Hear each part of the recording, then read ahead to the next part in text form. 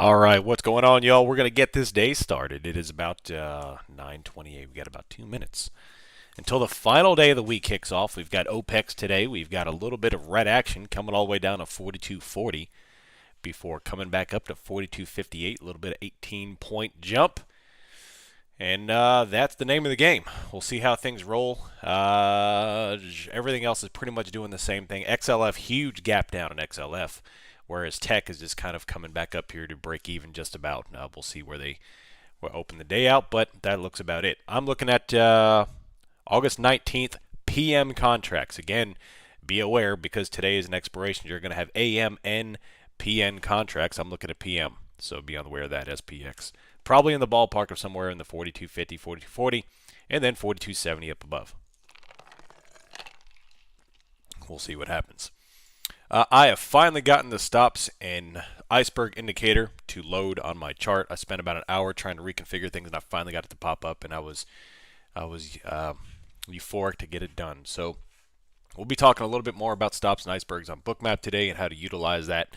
And then eventually I'm going to try to get the sub-chart on there as well, which I can't get on there just yet, but we'll get that loaded as well. So welcome if you are on YouTube. We're good. The day's about to kick off here. Let's try to make some money. What's up, Vampire Squad? How you doing? Very interesting look. You see here that, about 12 minutes ago, you had these icebergs come into the north as we got that huge volume come in and everything starts bidding up there. So you see it goes from nothing to bam, all these big icebergs just start flowing into the north as a big volume came in. It ranges up to 42.61. And there's the market open, by the way. Everything on my chart is red for the most part. XLF is down 0.7. Bonds are getting smoked down to 113. Glad I didn't take those calls, but look out for 112. Upper 112 is going to be the rejection zone for the bonds. Let's see if that actually bounces. In fact, I'm going to set some alerts on the bonds for 112.92. I'm also going to come up to 113.60 just so I can be notified of any potential move in the bonds. Yields are coming up drastically, up to 2.97 and up 2.5 to 3.5% on the 2 years, and the inversion is actually starting to close, which is something we've been looking for. Today, Spicy Canadian. Today, Mr. Voice, not gonna lie. What's up, MAGA Matt? I missed you as well. Welcome back. So yeah. All right. So currently we've got 42.58. We have come down, blasted through our first macro, which we've been holding for a couple of days now. Our next macro is way on down, not close to it. Seeing out where things are going to go. If you are Tier 1, I did open up the weekly game plan to Tier 2 channel to you all to view just for today, so you could see exactly what's in there just because the data is about to expire anyway, so I just want you to see kind of what I post every Sunday night for our Tier 2, the game plan for the week, as well as our macro levels. So take a look at that, see what you think. All right, so I'm going to come down here.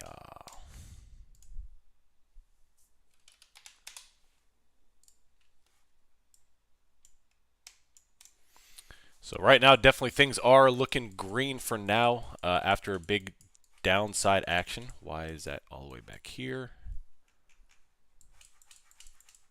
There we go. And we're just coming on down to R1. After a very green open, we've got our first red candle today off the 200 simple moving average on the 3-minute chart.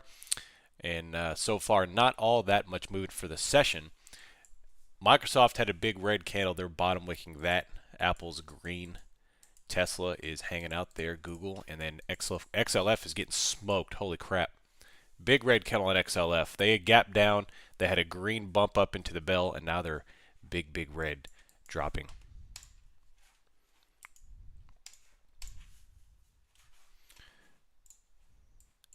So look at the icebergs flip there too. Look at the stops. We have a stop 273. The icebergs flip from predominantly north, and now like they put them onto the south. Now we've got one here. These have come off now the down. So let's watch these to see how they act on this little drop down to 42.55. Currently looking at 42 I'm going to go with 4250 puts and then 4270 calls. So, yeah. I actually had to restart my hero again. Let me try that.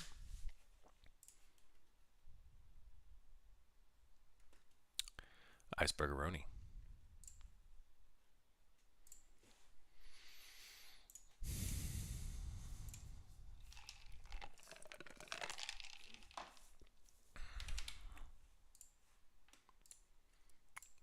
All right, so the flow right now is pretty much flat. Not really much going on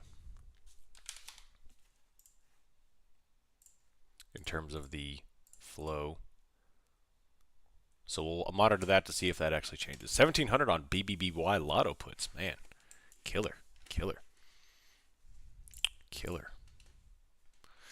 All right.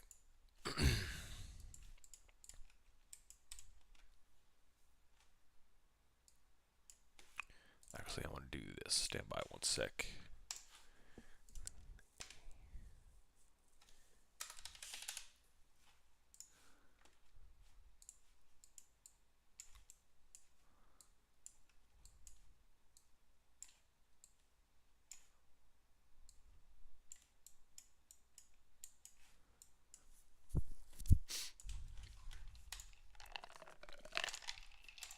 No, I do not have BBBY puts. No.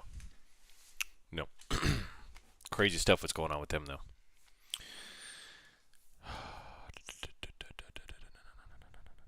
You got a call. Oof. All right, so right now we're just hanging out right on top of R1. I have got, I'm looking around here. XLF, be careful for the XLF level down there. They are dropping. Right now, just trying to figure out how this thing is going to go. Today is OPEX, obviously. We want to figure out where they're going to go with this. The big pin level, the risk yesterday we were talking about is 4,300. Obviously, we have separated away from 4,800 a bit here. We're now down 42 points away from that. Still could very well make a move up there. Obviously, you never ever want to rule out V recoveries. But we'll see what happens. We'll see what happens. Yeah, so those icebergs are partial orders. So what happens is that players will put on an order, and it'll be identified here as a partial amount of the order. It's not the full order. And the difference between the order they put in and the order that we see there is called the hidden value. Overall, though, those icebergs on there are just tracking orders to where the big players could move up in order. So right now they're saying like that big 555 iceberg up north of us, of our position there, that's something we want to monitor because we continue to see large values in one particular direction. That's going to kind of give us that transactional notion of where this thing potentially could go. So we're going to monitor this. We're going to see how this thing rolls into price action and see how it can how they work. What's the red lines? The red lines are stops. The blue lines are icebergs. Yes, correct. What do you think about 0DTE SPX credit spread strategy? Seems very profitable. Yeah, it's very profitable in a certain environment. I love doing credit spreads. TLT just dropped, by the way, so bonds are still dropping. I like doing credit spreads in a certain environment. This environment, I do not like doing them, just because there's always a potential for a large move. 60, a 50 to 60 point move that could blow you out.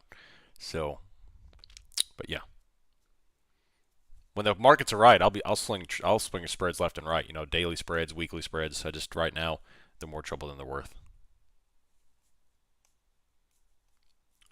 Crypto's getting smoked today.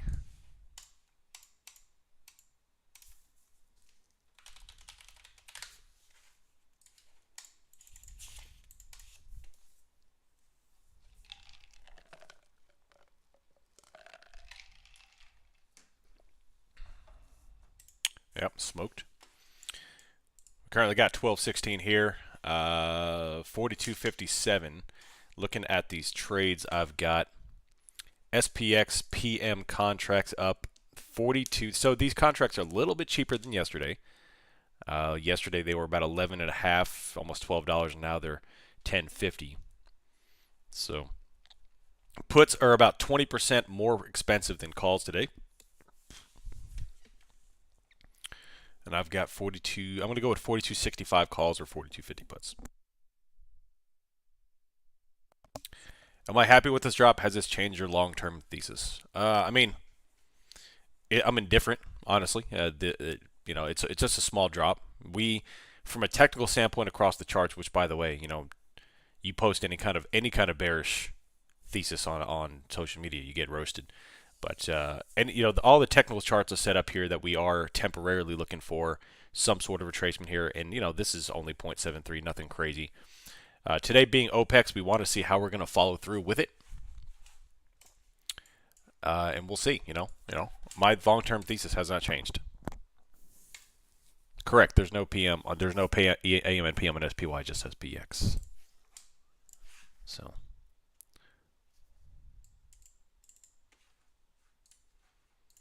Yeah, IPOs were amazing in 20 and 21.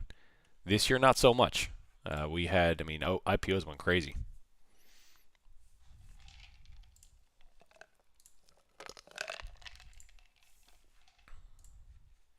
Tracking the hero right now. Not too much going on here. Pretty much flat. Thoughts on home builder puts? That's a well thought play. Yeah. A lot of trading podcasts I listen to mention this is the most hated rally of all time. People want the Fed. I wouldn't say all time. I would say it's the most hated rally since 2008. Why? Because everyone trading today has never traded a bear market. So they see this type of rally and they think, one, they don't understand it because of the macro environment, and two, the people that do like it think it's going to keep on going. They don't understand. Like, this is just this is why people get smoked in bear markets, not because they don't make profits when the market falls on puts. It's the fact that these crazy rallies happen and they don't understand why, and they continue to fight them. And people look for, and then they continue to buy other dips, and they get smoked on buying those dips, or they continue to buy at the tops of these rallies, and then they get smoked. Bull markets are easy. Anyone can trade a bull market. Everyone and their mother made money in 20 and 21, but this year in bear markets, you have to be a lot more diligent and a lot more accurate with your entries and with your analysis. And even then, analysis goes out the window. You just have to pretty much play what you see on the price action and the volume. Oh yeah, we always want a bull market, for sure. Luckily, the market always goes up. Long term, the market always goes up, and the bull markets always return, so that's the good thing. But right now, we just have to get there, and I don't think we're in a bull market. I think we're in a bear market. So we have to get from point A to point B. We have to navigate this market. So in maybe a year and a half to 2 years, when we're really coming back into strength and growth, then we can start really playing calls and get back to the easy stuff. So, all right, a little bit of red here off of 61 down to 53. We got liquidity down to 42.40, 42.35. Shifting downwards 47. Let's see here. Everything is getting smoked right here.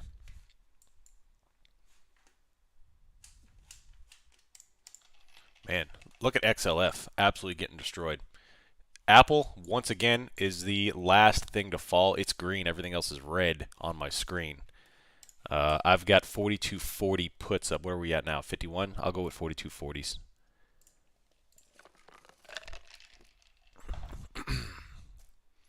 NASDAQ has fallen here, so just be aware. We do have pre-market lows, which I'm going to set a dynamic level at right here at 42.41.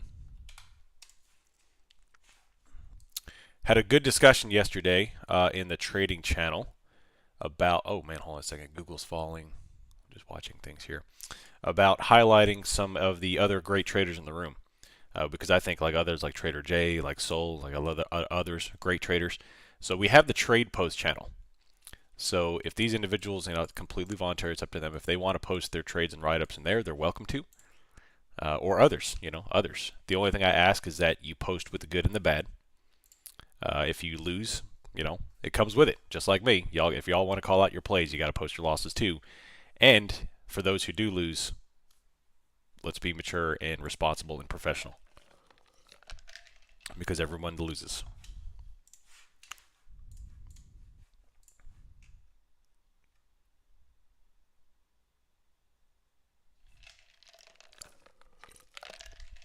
What's up, Star Tracker? Thank you, appreciate that. I've been using Bookmap for going on 5 months now, and the add-ons I'm building into add-ons like the icebergs and stops, learning more about them. I never want to really highlight them too much until I'm well versed on it. That's why I like the book map. I vetted it and tested it before I went live with it. And the same thing with everything else, just like everything else. So still falling here, 42.50. I'm watching Apple. Keep an eye on Apple because everything else is falling. Apple is not. Apple is not.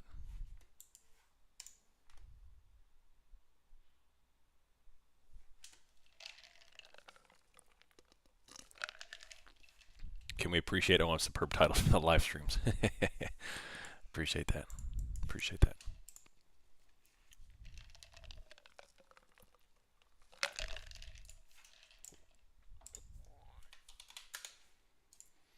All right, 42.48 coming back off here off of R1. Really keep an eye on Apple. Look at this. See, look at the stops growing. 398. Even the icebergs are coming off here as well. Big iceberg down lower. 631, 516. Look at this level at 42.40. Look at this level at 42.35.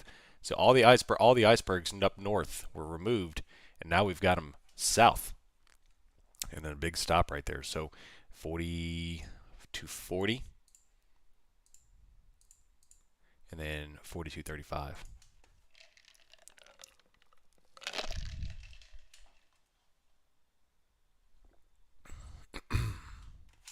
I haven't seen it yet. No, I haven't seen it yet.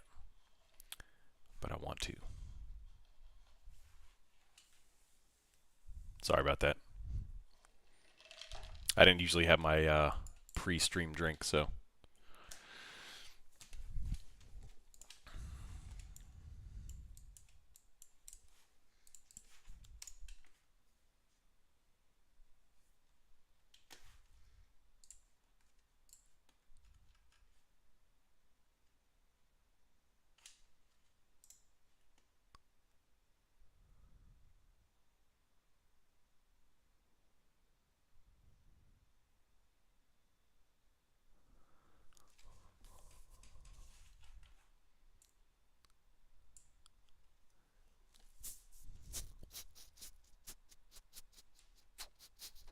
All right.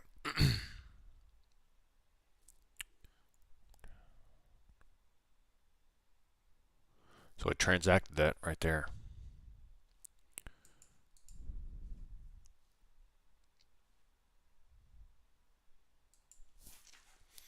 So a little bit of drop here to 42.47.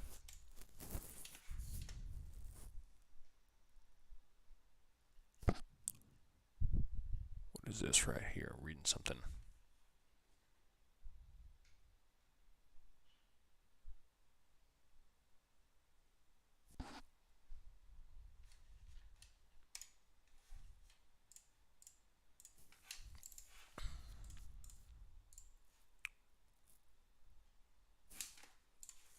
Still hanging out at 42.47. So Apple's bouncing back up again, green. Tesla getting smoked. Nothing but red on Tesla. Amazon, same thing, coming down. XLF is getting smoked. Apple's still holding. If Apple falls, I think down we go. So we've got liquidity down to 42.35.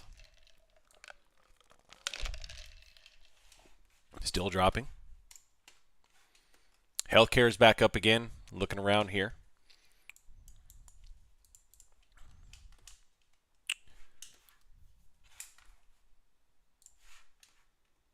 Let's see, 42.40. Currently going for $10.20 for the PM contracts.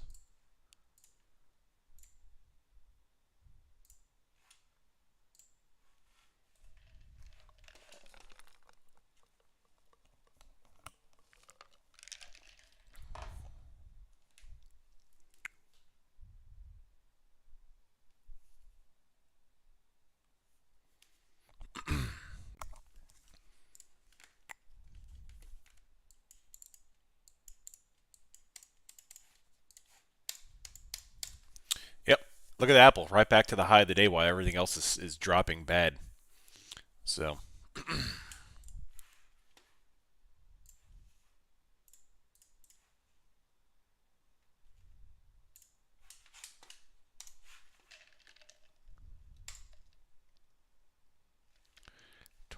$42.40s.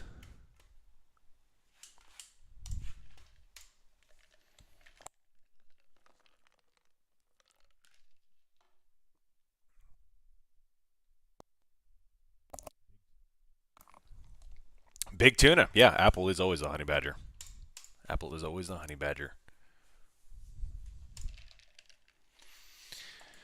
Man, look at that. So there's some motivated sellers right here.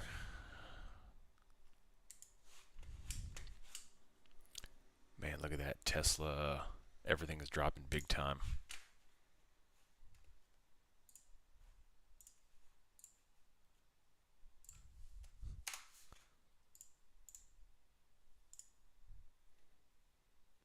So keep a close eye here on the market.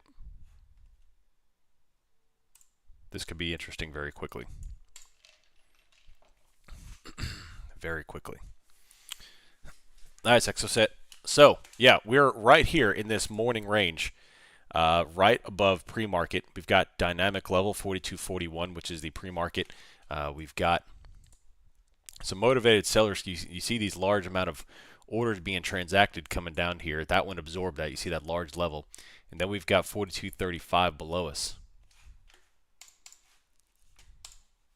Volume is coming out, but Apple still holding everything up. Tesla's falling, Amazon falling, Microsoft, Google, everything's falling. I might throw down a play here, even for a scalp. Got it. No, nice Exoset. Awesome stuff. Good stuff.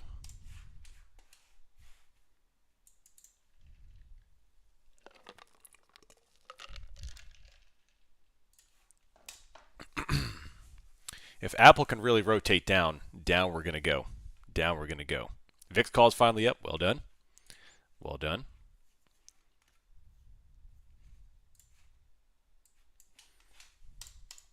Yeah, one sec. One sec.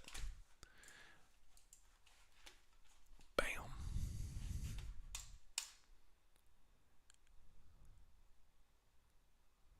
XLF is at the bottom. Amazon's falling. Really big downside there. Right there. Yep.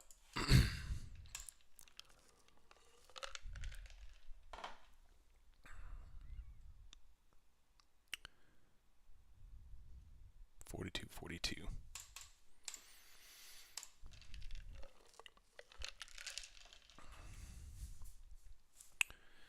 All right, there's pre-market lows right there. There's pre-market lows right there.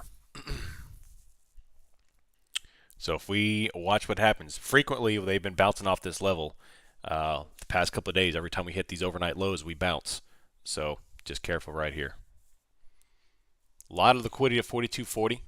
A lot of liquidity at 42.35.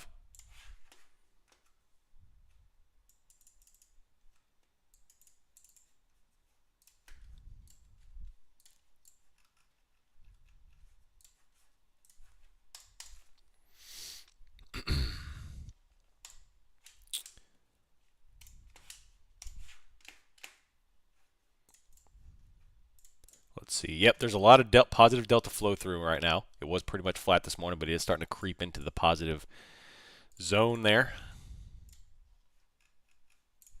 which insinuates call buying and put selling.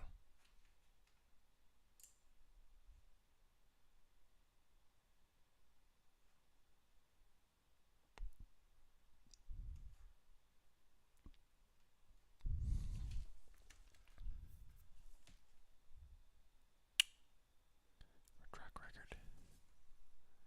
Interesting. Interesting. Just walk through a few things right here.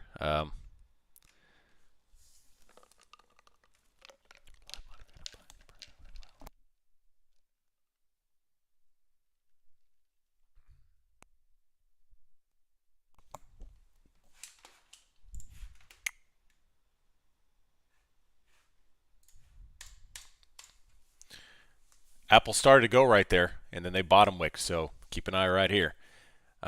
Amazon's, that's all the tech is pretty much doing the same thing except for Apple. Apple's the only thing not really going.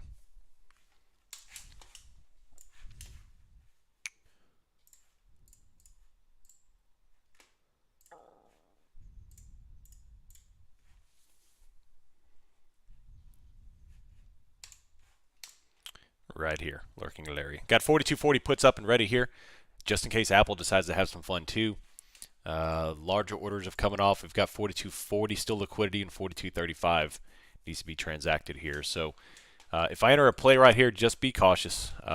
If we are at overnight lows, which is a high risk area for a bounce.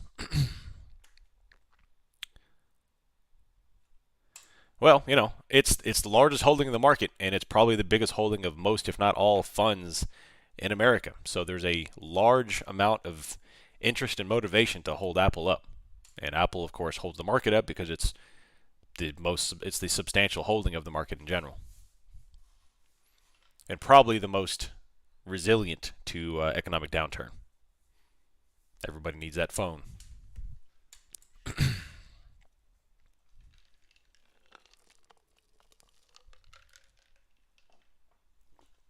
Everybody needs that phone.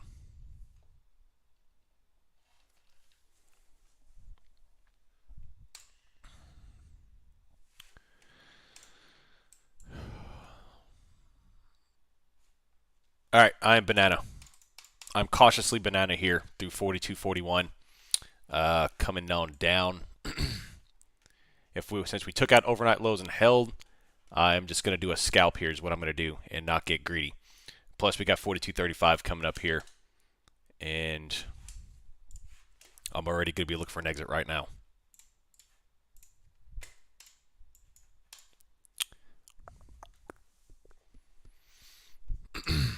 And $14, $14.10, $14.20. I'll go ahead and take $14.20. Yeah, exactly. That's why I'm just doing scalped right now. Bottom wick is holding, and $14.60, $14.50.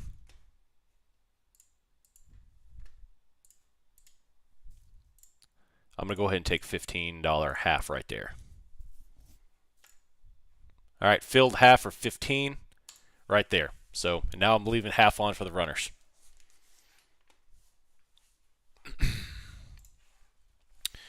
So watch out for 42.35 and 42.25 still coming off.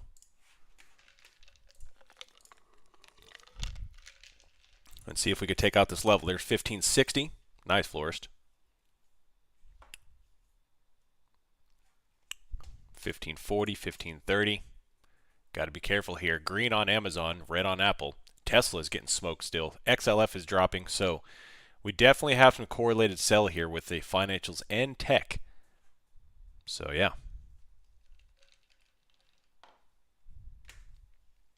Nice, florist. Awesome. 1.5K on the day in 26 minutes. So they are adding liquidity lower here. The orders keep coming off and on. I've got $15.10 for these puts. 14.40 is currently at 15.20.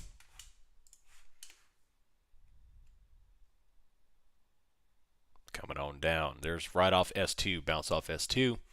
Let me shift the charts here a little bit. Right off S2. And there is 20.71. I got $14.20. Nice, Damon. Well done. I'm inclined to definitely, let's see, 14.10.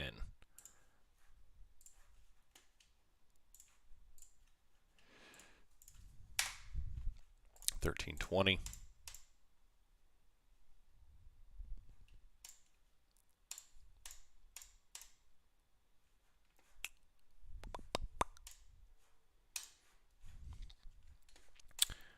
And out at 13.40 was my fill right there. So, bam.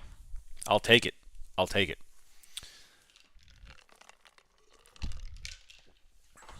So, keep an eye right here. We just took out the overnight lows off of S2. We bounced off S2 right on top of it, all the way down to S2 right there. The volume is starting to come out just a touch, and then we've got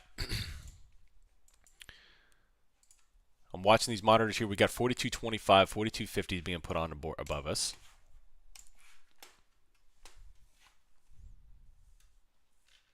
What are the new things added to the book map? That represents stops and icebergs.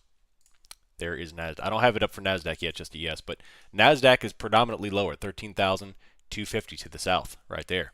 ES is 42.50 and then 42.25.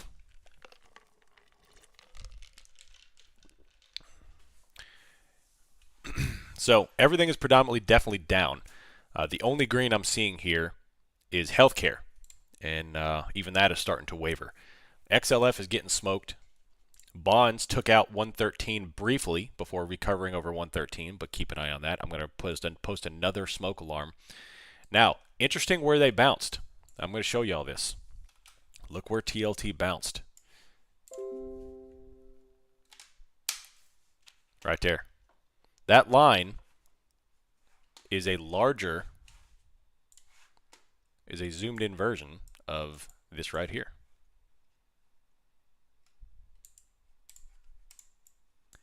Bam.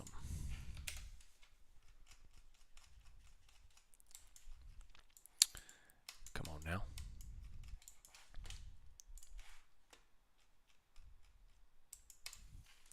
Well, that's weird.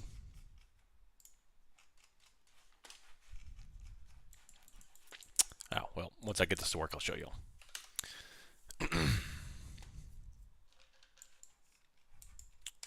Anyway, keep an eye on TLT right there. I've got a smoke alarm set for right under there.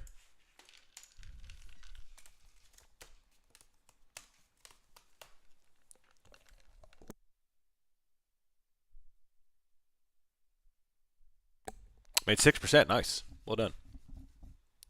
Was that break even all in all? No, absolutely not. Great trade, great trade. Bottom and open too. Nice.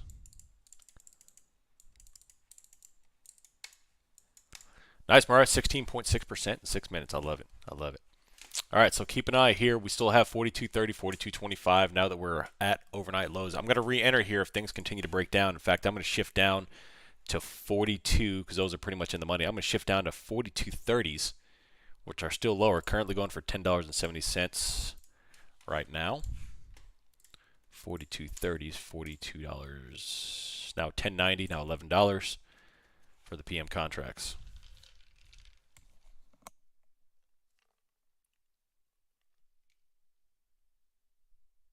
Volume's back out of the market here, so let's be careful. See what happens.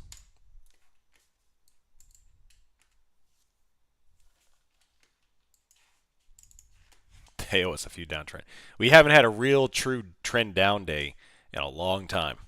It's been a hot minute since we've had a true trend down day with no strong recoveries. I think,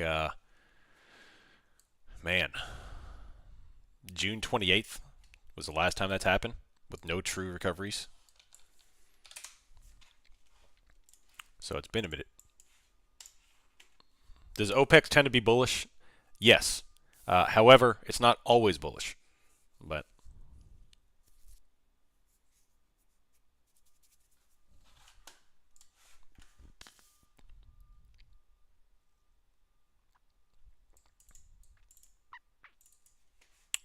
all right. Exactly. Depends. It depends on what expirations are. It depends on what the overall gamma is. It depends on the market itself. So, right now, all the interest is at 4,300. So, I'm disinclined to think that we're going to have a trend down day. But, again, I have no idea. So, we're just going to play it as it comes.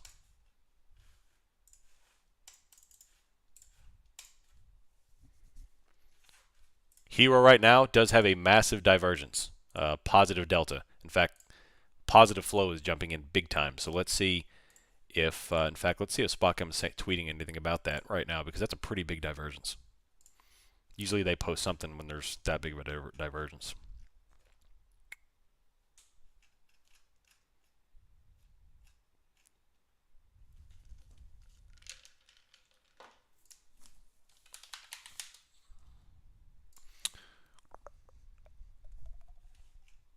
Nope, nothing yet. But yes, patient purple, and I am doing so. I'm doing so. Had a little quick put scalp there, and now I'm looking for, let's see, what would be 42.50, 42.60s would be pretty aggressive.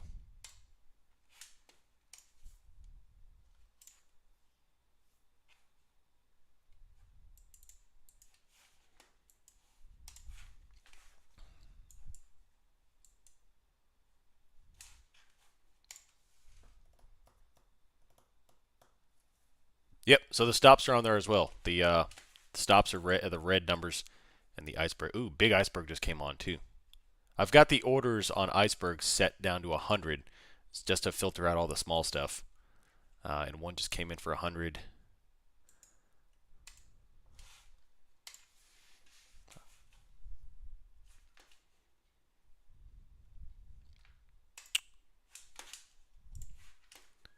42. Come on, don't go too quick yet. 42.50s are $9.50.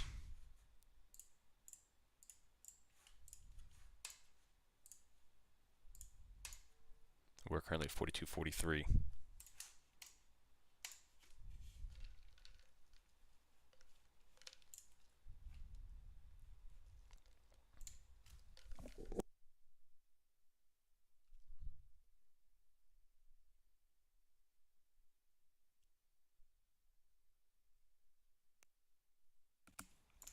Always patience. Always patience. You don't have to play and squeeze in the first 30 minutes. So,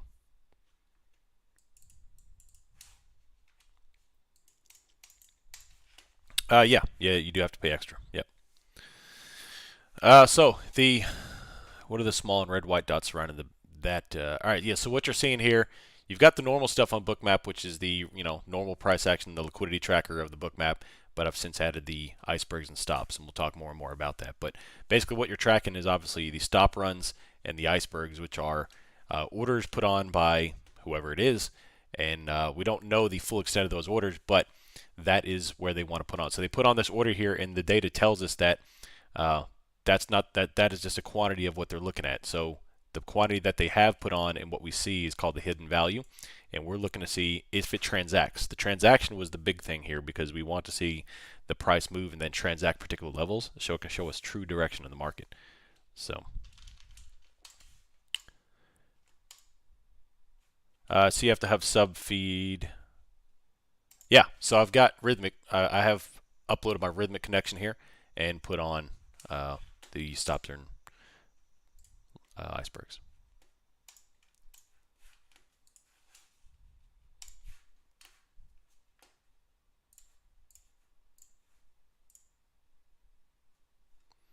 I got 42.50 calls up and ready here too. $9.10 just in case we go up.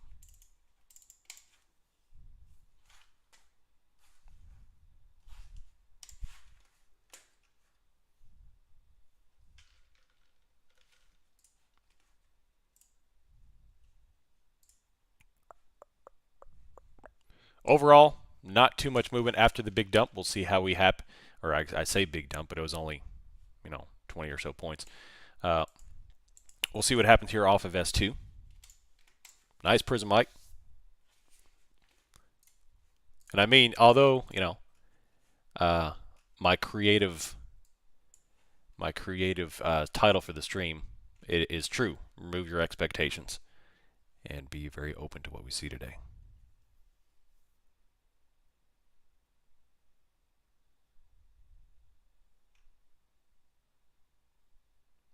OPEX is an all-day thing. It's they're going to move a market to pin those expirations, and that's why I'm saying do not rule out a bullish response to this because they have large amount of liquidity at 4,300. So.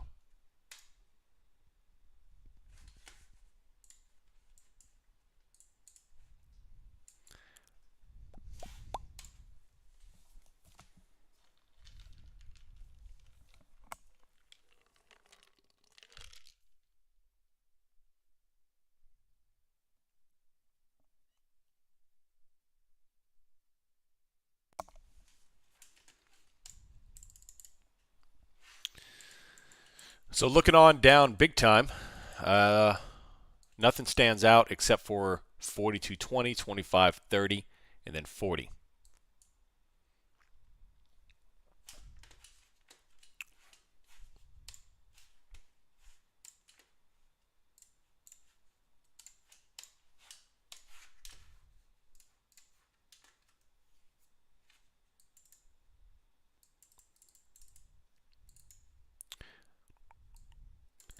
I don't know what to do. Greedy's kicking in. Puts got my account up 100%. Close it or scale out. If your account is up 100%, you need to be scaling out. So, potential patient purple. There's potential. Yeah, definitely don't want to front run it, but all chart indications say that we are, hitting at least temporary buyer's exhaustion. Obviously, I can't talk from a complete full-on reversal, but yeah. Apple's coming off. Tesla's still straight down. Amazon is coming to the bottom of their day, and XLF is still down here too.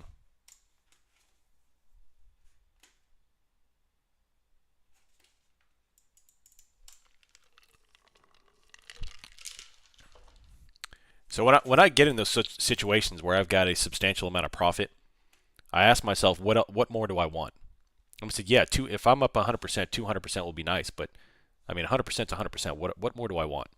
So you at least have to scale out. I mean, the responsible thing to do, especially from if you want to build consistency over month, year over year, you have to learn to take profits and scale out. Because half the time, yeah, it'll go on to be even bigger profit, but the other half you'll reverse and give up a lot of profit. So scale out. Do the smart thing. All right, coming back down to 42.37, testing low of the day. Tesla breaking new lows. Amazon still falling. XLF, Microsoft.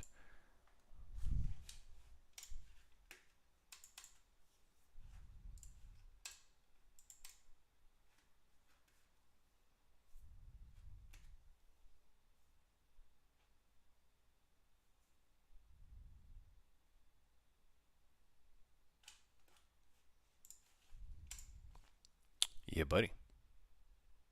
Little LRS.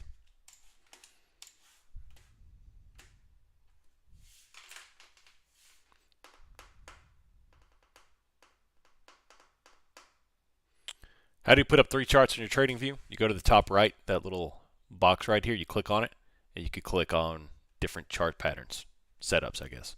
So I've got mine right there.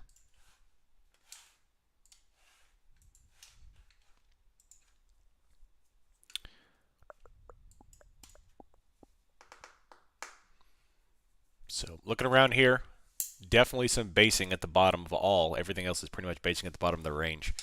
Liquidity, they have a little bit at 50, but most of it is 37, 32, 27, 25, and even adding down at 20.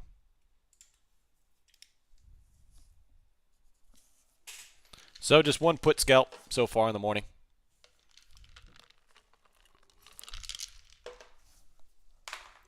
XLF dropping down lower.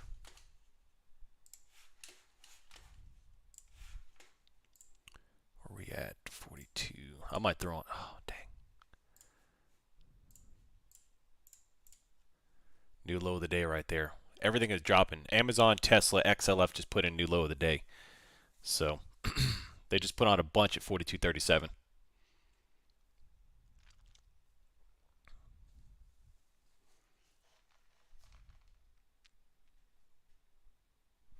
But yeah, Apple won't drop. Apple won't drop. Maybe we should listen to it. Yeah, you're right. Bookmap always. Gah. Yeah, Bookmap always comes through, man.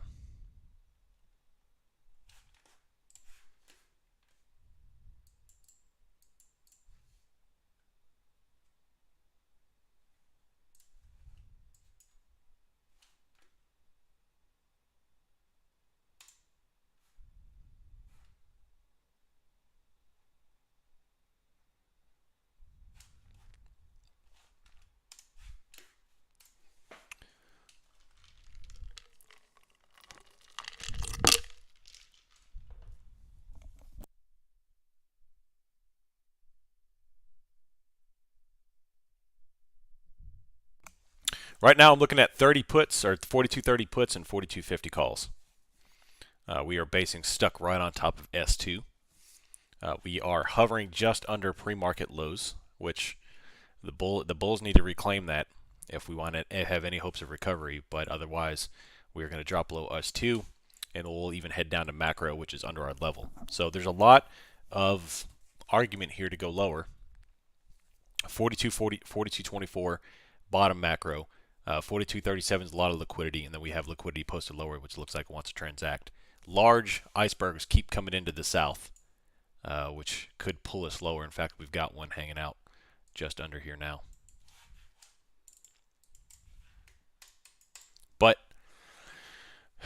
as bearish as everything is, Apple is not.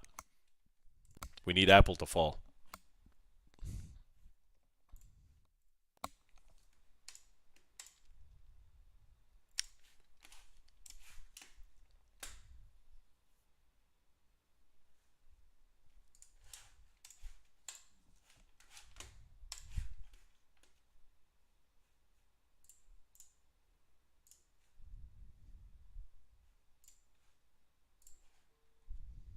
$42.30 puts.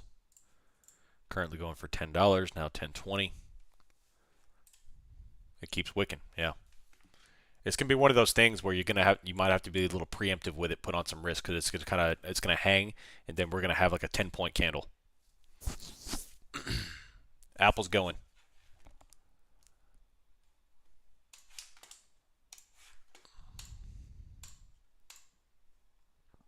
Oh, it wicked again. Look at that. Look at the liquidity here. $10, $10.20, $10.10 on the 42.30s. Microsoft is coming back up, but Apple's falling.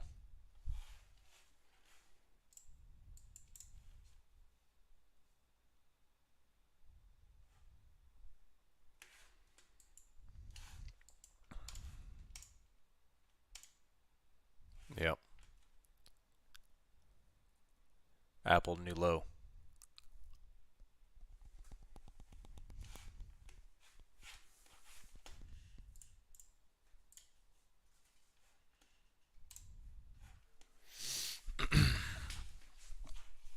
Yep, so I'm watching that right here. We got 42.35. They just shifted lower just a touch, and there's a crap ton right here.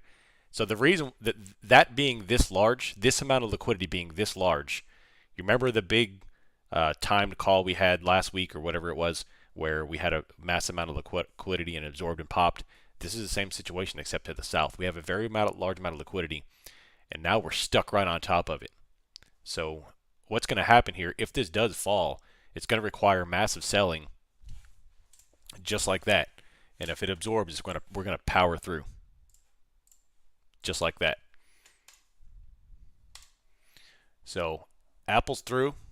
Amazon's through. There's light volume here, though. If this holds that and transacts the rest of this, hasn't transacted all of it yet. If it transacts this and holds with volume, we'll fall.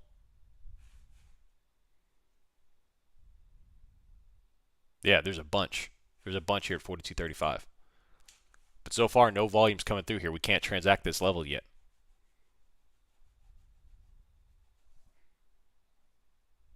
Tesla's basing.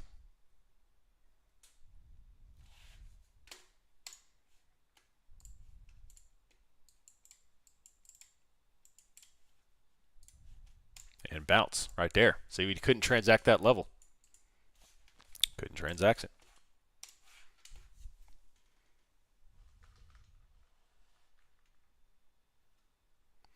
Bookmap more helps me with exits than anything.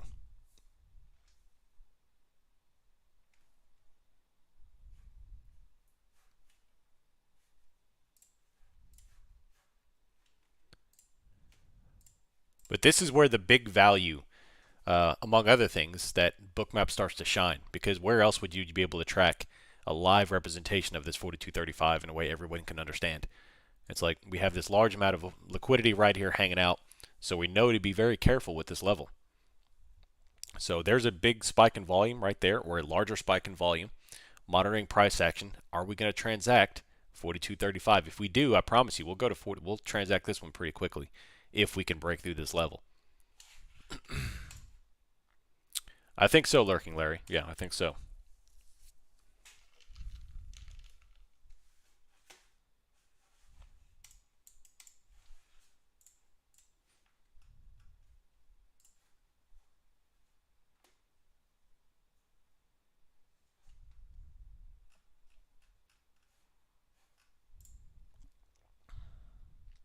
So we had our first move down.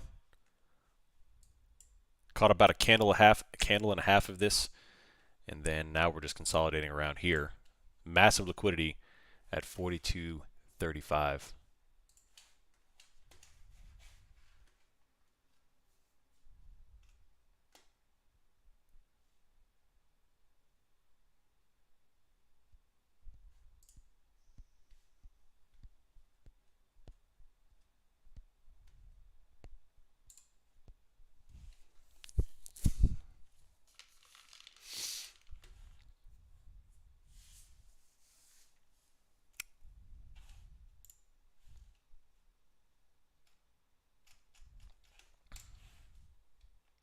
The thankful Thanksgiving list. Yeah, it's beautiful.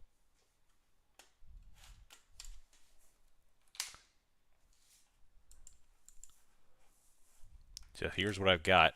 This is the 15-minute chart right there.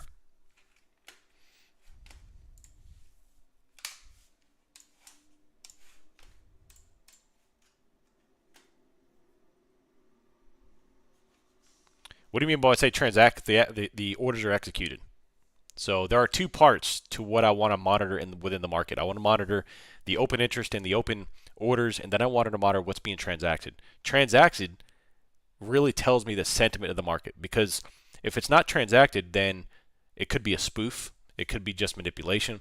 So what I want is for these orders to be put on and then transacted. That's what I'm looking for. So when I say I'm looking for this to transact, that is what I'm implying here. So like right now, you can see here, we've got 42.35, but it wasn't transacted. They didn't absorb that level. We came down, barely touched it. We got this iceberg. We've had this lower liquidity, but it was not transacted. So it bounced back up. So I would probably say, I mean, there's probably a good probability, since that level was not taken off, that this will be transacted, 42.35. But we need to keep an eye on this one to make sure they don't remove liquidity. Liquidity being wiped and transacted are two different things. Say transacted again. Transacted. Can you tell if it's transacted or pulled? Yes, you can. Absolutely you can. So monitor liquidity 42.35 right here.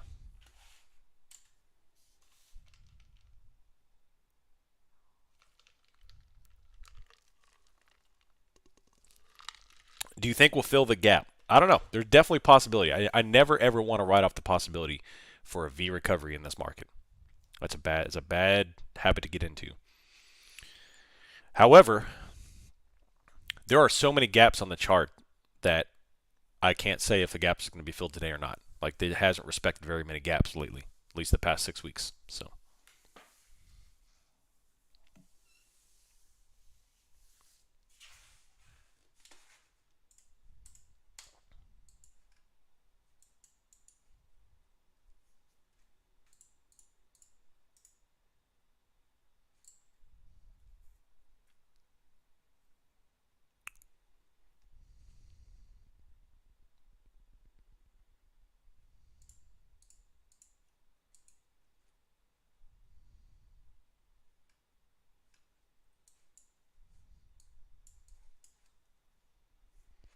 if 100, that was transacted.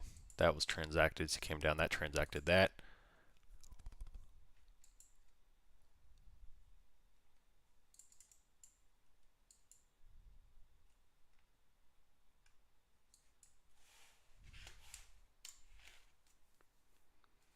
What do you expect to see if we transact 42.35? So, because this is such a large level that's kept on, if we come back down here, I would probably anticipate some grinding on it.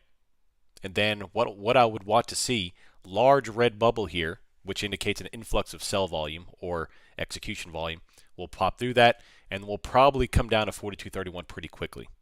Whenever you've got a large level like this, it takes a good amount of interest to get through that level. Apple just put a new low of the day. Everything else is going up. Crazy. Investing.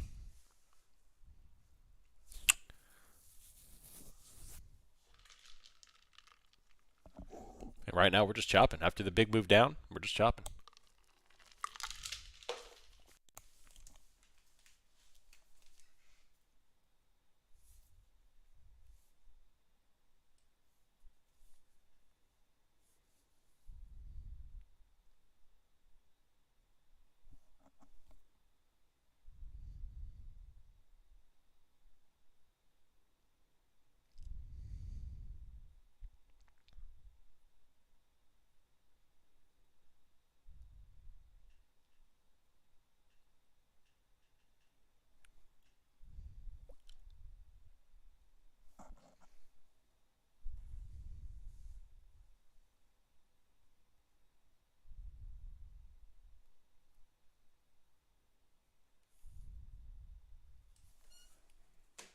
S2. Lurking Larry's inputs. Amazon, new low of the day. Let's see, there's got to be, yep, there's definitely a divergence. 42.30 puts.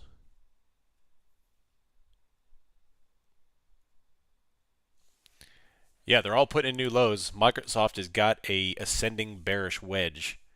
Tesla's still hanging out the bottom. Apple's falling over. I'm surprised we're not putting in lower lows with ES right now, especially with XLF falling. Tech is still falling, but ES ain't moving. Nasdaq is trickling down. No volume. Yeah, super low volume at the moment.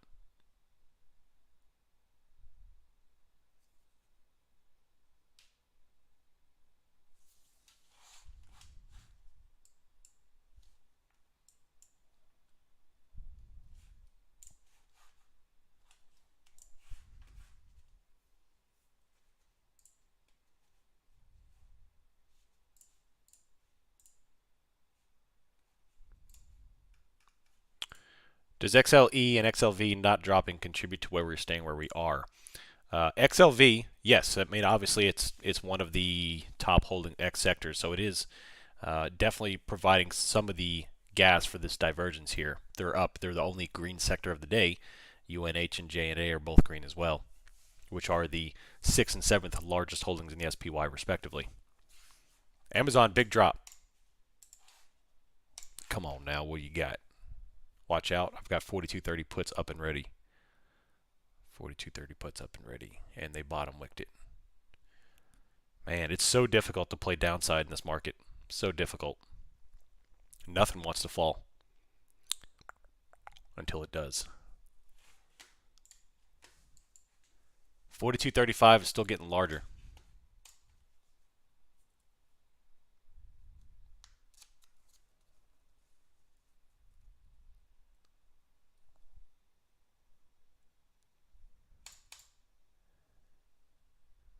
God, look at Apple. Getting low. Dum dum dum dum dum. Sell volume's coming in here slightly.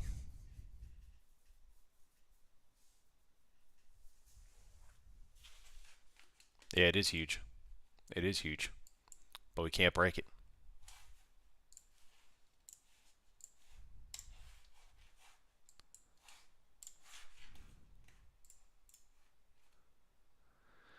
Nice, John. Yeah, I've traded a lot lighter the past week with myself. So a lot lighter, a lot less frequently.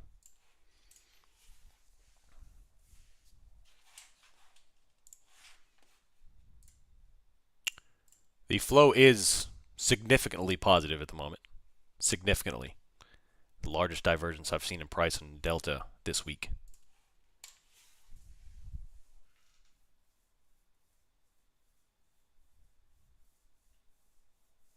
Yeah. And the longer we close at this level and not transact, the longer that I tip my hat to the calls right now.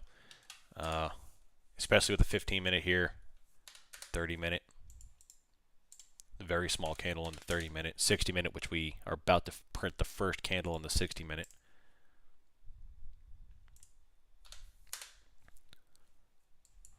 Not much going on.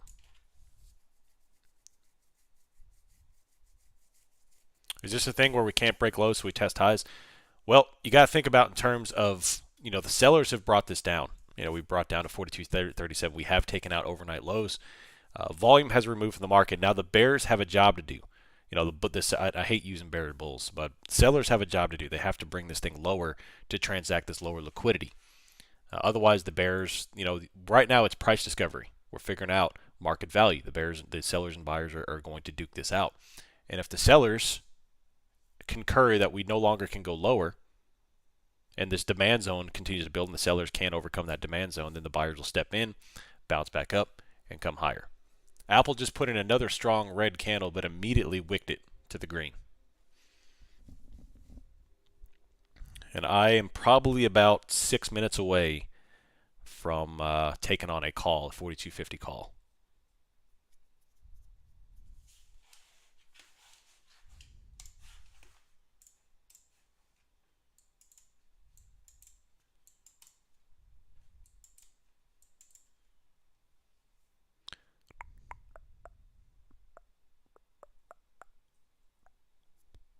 Nice mega mat, made 10 bucks. There you go. It's very difficult to play downside in this market. We're not in a seller's market yet. Right now, this is a very much a buyer's market. All the dips are bought. All the sell-offs are recovered. So with that in mind, what I'm looking for here is for the sellers to do their job and break down, because we do have macro, which is about 15 points below. What I'm seeing liquidity is 42.35, but we can't break it. So we're chopping here.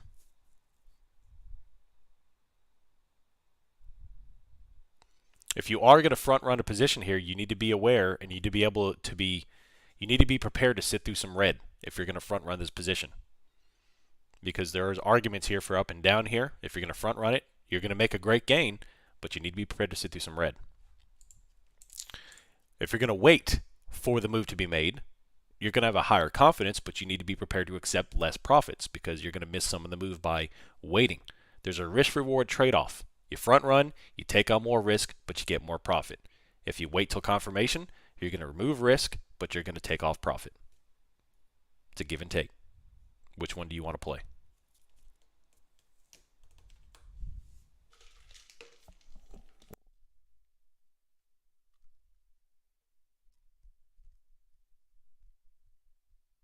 $42.05 just got slung. Look at that. Just got slung. Let's see why it got slung. Let's see.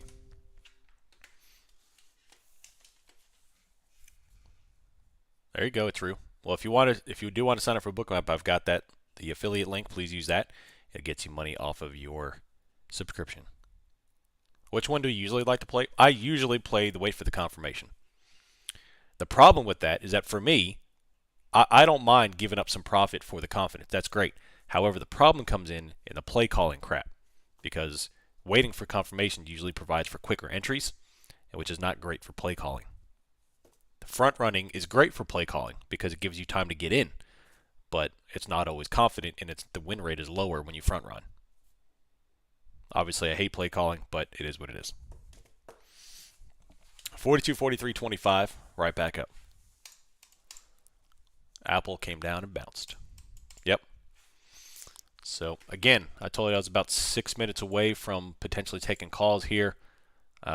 We have got 42.05 came on, which is interesting. On a very big way. That's a big old level. If I see a ladder come on, that will change things. But so far, none. Viper took calls 5 minutes ago.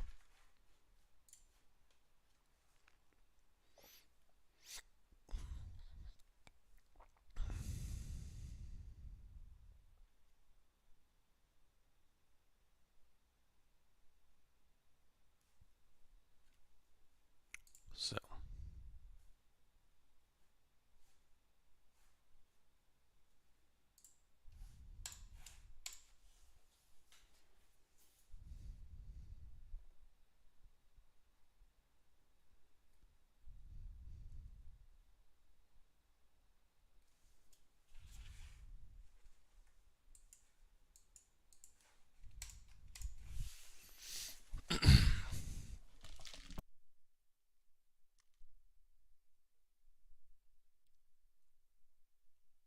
Yeah, so right now, definitely the volume. So when you have a low volume environment like this, you have to be able to zoom out and look at higher time frames.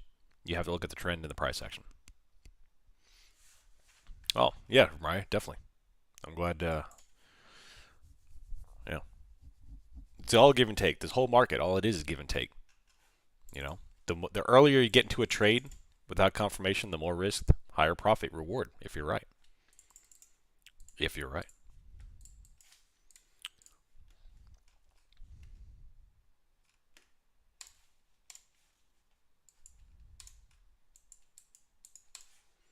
Had a guy respond to one of my posts yesterday on social media saying, how could the market possibly fall given the chart of NVIDIA? I was like, you do know the market's dynamic, right? The market isn't filled with helium.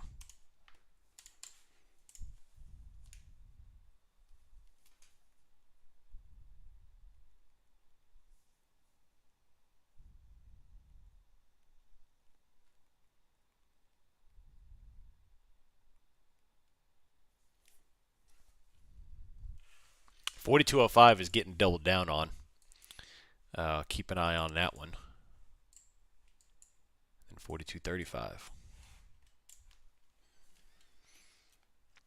Can you explain the significance of macro levels? A firm. So, all right, watch Apple. Hold on. I know I like to talk a lot, but I want to monitor this move.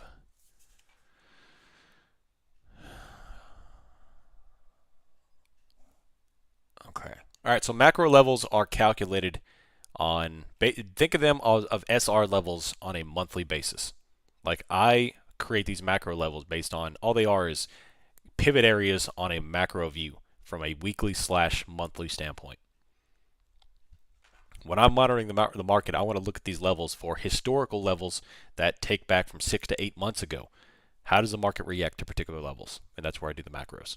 They're all considered significant.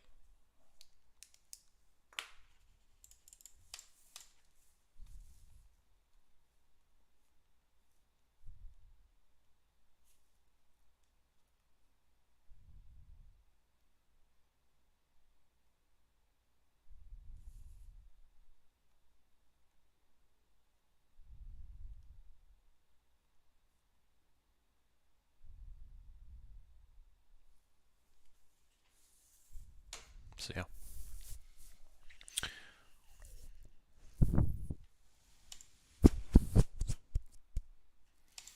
Yeah, so it's a great point. I like that choice of word. So capitulate. Uh, what does capitulate mean? Layman's term, give up. So here we're going to grind here against S2. We're going to grind against this level on bookmap 42.35, which is only 5 points down now. And one of the sides is going to give up because right now we're trying to figure out what market value is here. What does the market find is that the price needs to be at right now? 42.30, 42.38, 42.40 in this little 5-point range. Where are we going to go? And eventually one of the sides will give up. Nice, Sandy. Yeah, well done. Thanks for being here.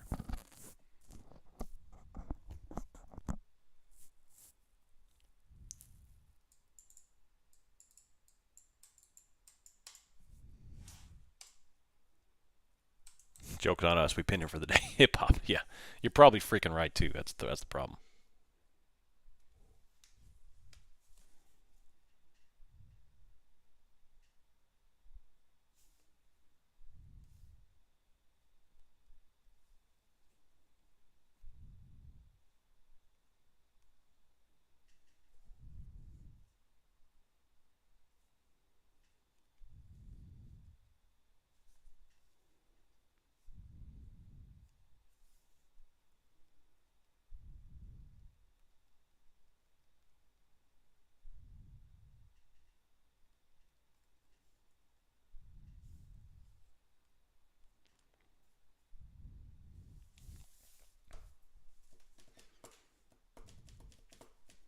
Patience. Either way, oh, they did take off 42.35.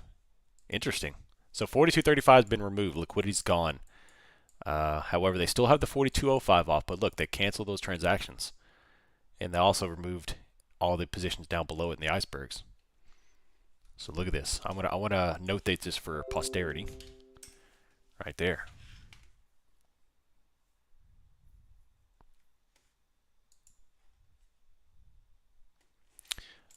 This is the first time the VIX has held any kind of green. I will say that. So, what does that mean to you?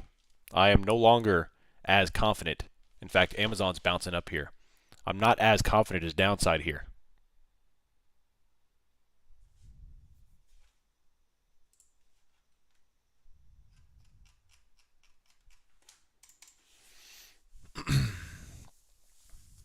Plus Hero. Yeah, Hero is positive delta. Positive delta. If I was Spider-Man right now, I would be slinging webs all over some calls with my Spidey sense. That's the next step, man. He's one step ahead of me, dude. Yeah, so what I'm looking for here is liquidity being added to the north. They take it off. Now there's nothing being added yet. If they add it to the north, I'm entering calls.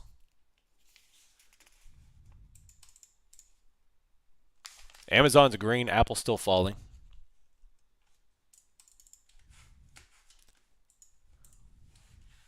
Do I use a Bloomberg terminal? Negative. Negative. That's so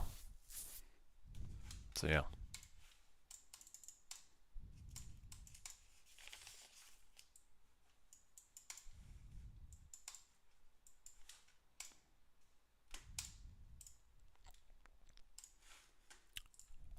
All right, they're slowly putting on 42.35 again. They're adding it back on. It's about half of what it was. They shifted it up a few points. But still, I mean, this is price action for ants. I mean, we're talking $1.50 range right here.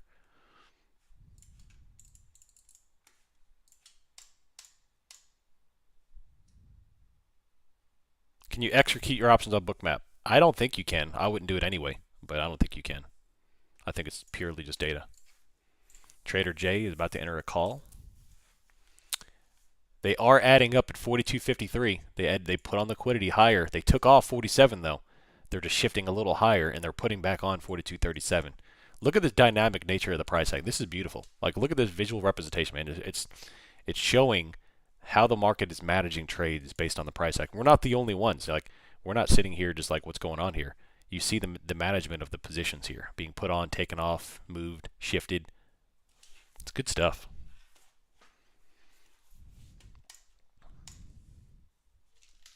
Love it. It's like we're hunting, waiting patiently for the meal to come. Oh, absolutely they do. Absolutely they do. They monitor liquidity. Guaranteed.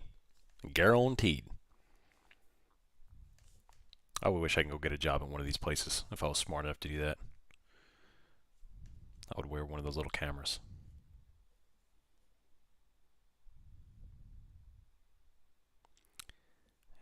Initiate David Attenborough voice. The hedge fund trader monitors liquidity as he manipulates against the retail. They think they want to take calls on BBBY. They were wrong.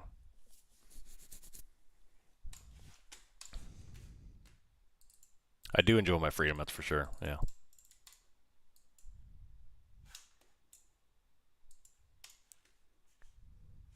All right, coming on back down here. Where's liquidity? As we're falling down here, what's going on with liquidity? Big, that's a, oh, hey. Yeah, 120 hours a week. I'm good. I'm good. No thanks. I'll choose life. All right. So 42.30 puts, 42.50 calls. Those are the two I'm looking at. Right back down.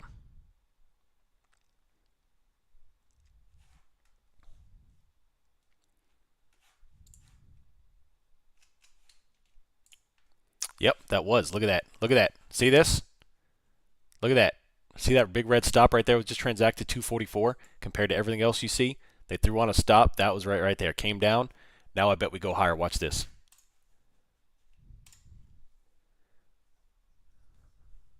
$42.50 calls, $7.20. They just cleared out liquidity.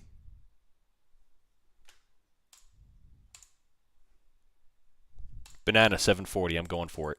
And no fill yet. No fill yet. Now I'm in. Come on, the order's in. No fill yet. Dang it. I bet we go higher. Watch this.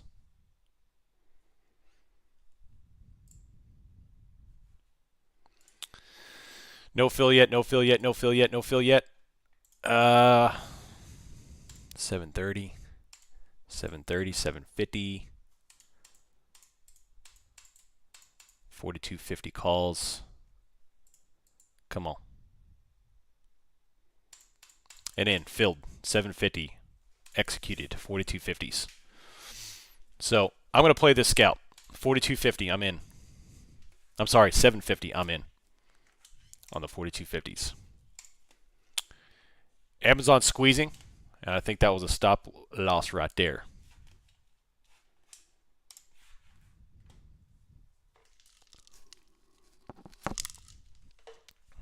I have a narrator's voice. All right, so that was a large red, immediately bottom wick based off that stop I saw. Now look, they're starting to put on a little bit of icebergs above. Let's see what happens. Either way, careful. Always be careful here. Do not get greedy or cocky. Let's see, 819 SPX 4250 calls.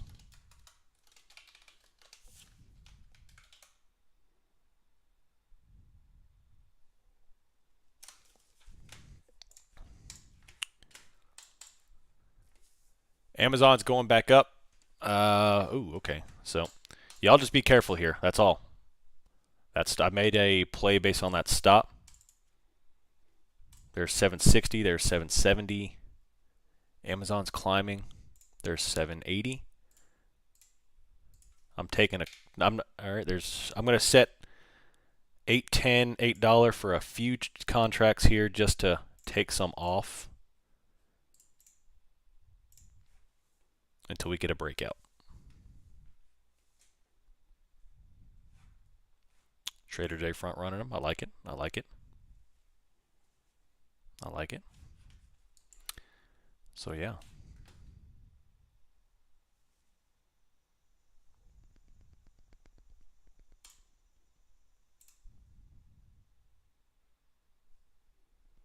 Amazon put in a new swing high there. And can I get a fill? 42.50s. All right, bam. So I took some off at $8. Not quite half, but I trimmed some just to pay for the trade and remove risk because we are range bound, and I am kind of front running this a little bit based on what I see with the stops, based on see with Amazon here. Let's see if we can get to S1. So far, nothing yet.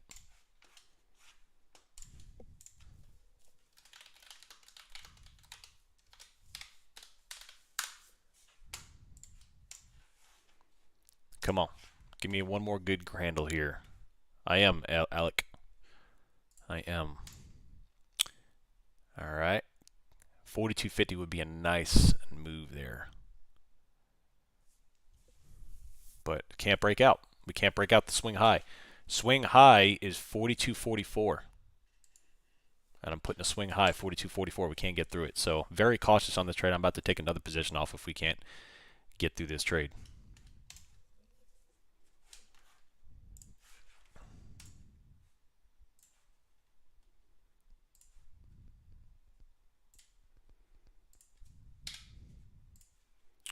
So very small movement. What do we got? First red candle on Amazon. Apple's red. Tesla's coming back up. Google's coming back up.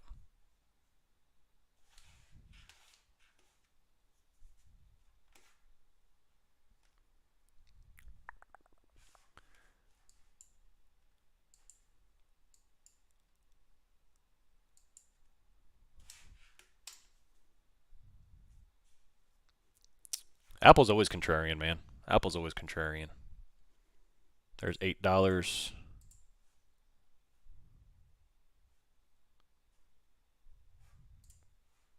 Didn't get that right there. Yeah, Hero continues to go positive. You know, very positive. It's powering positive.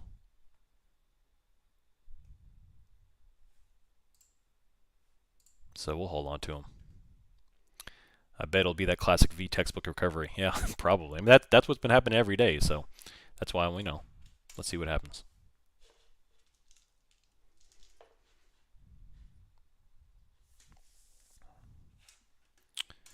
Wanted to get your take. 4190, 4170 PCS is where I am. Down about 100%. Do you think we breached that? I would be surprised to see 4190 today. Assuming that's a 0 DTE trade. I'd be very surprised to see that. So that's still 50 points down. With the data I'm seeing currently, I would be surprised to see 4190.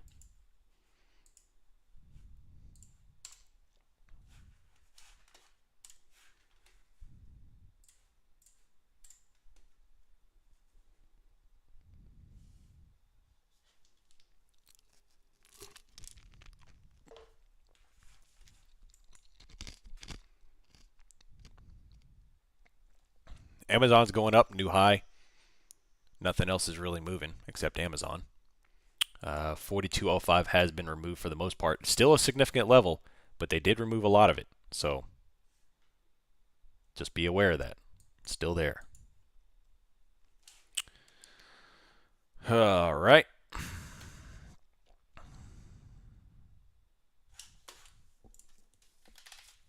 This is boring.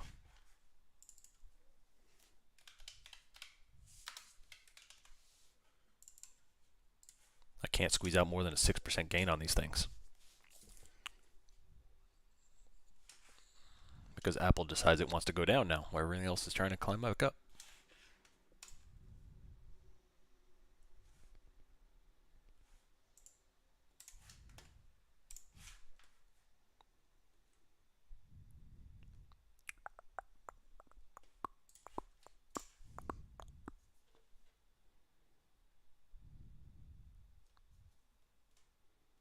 Nice heap up.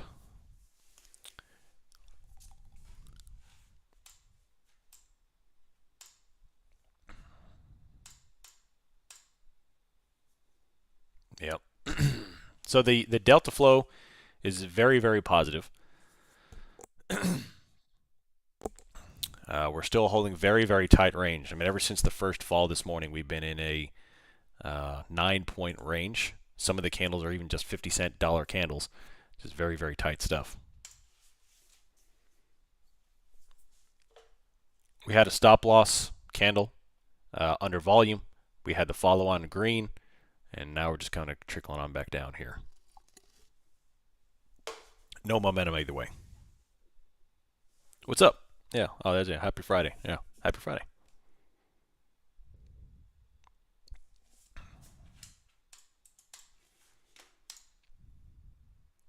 Apple just put in a new low. Amazon's coming back off. Google, Tesla. And we have a little bit of trickle down to 42.38. Language.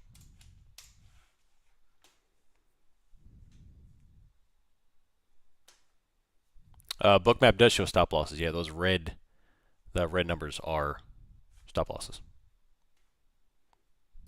Am I feeling bullish or bearish right now? Honestly, neutral. I'm gonna let them tell me what to do. I feel neutral at the moment. So we're going down.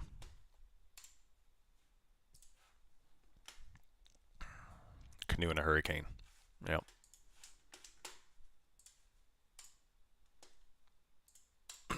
$6. Finit closed the rest at $6. We're going down. Amazon's selling off. Apple just put in a huge gap down candle.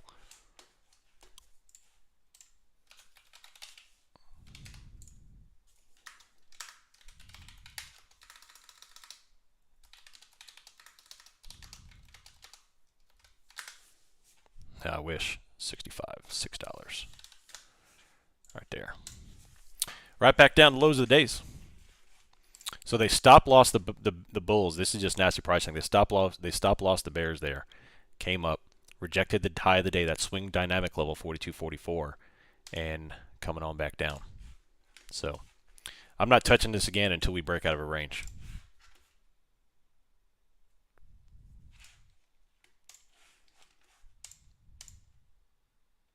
So watch these two levels. I want to show you all this right here. This is the dynamic level that I post right there.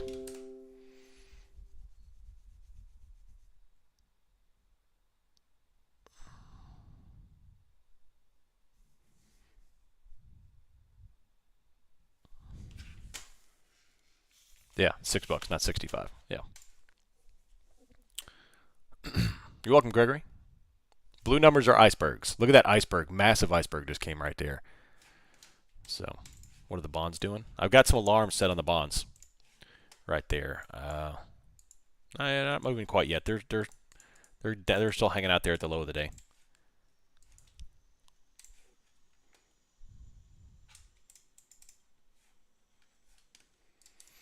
So, for me, I'm going to wait till we get breakout or breakdown. So, I try to front run that a little bit there with that stop loss. Tried to get a fill at 840, 850, couldn't get it. And, oh, big level. Just got put on at 42.37.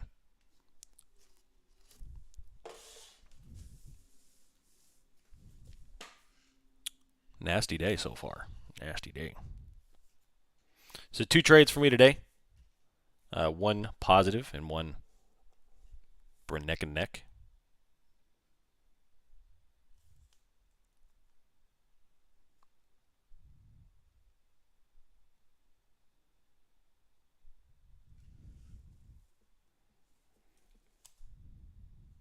Unrelated, do I like whiskey? I don't really drink often.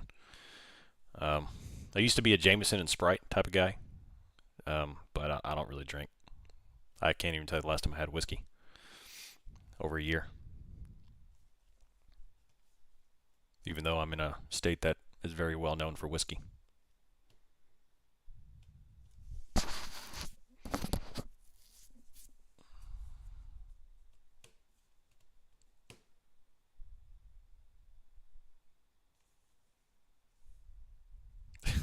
Most people already do. Yeah, I'm in Iowa. Corn whiskey, baby.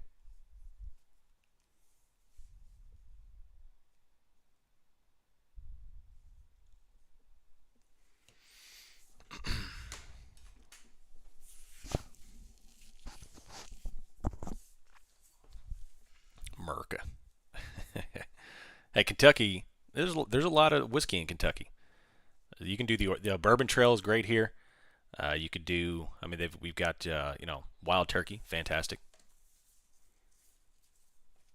All right, top wick red candle here, 42.35 coming through S2, and we've got the bottom again here. So I'm going to show this to you on the stream.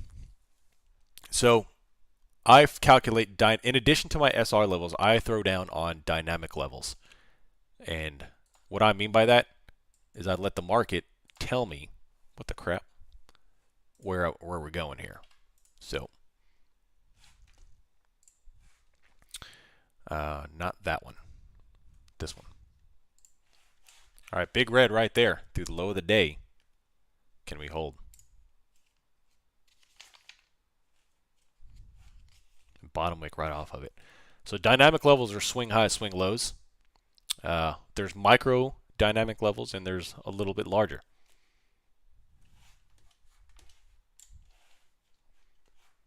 So right now I'm seeing if we could take out these levels.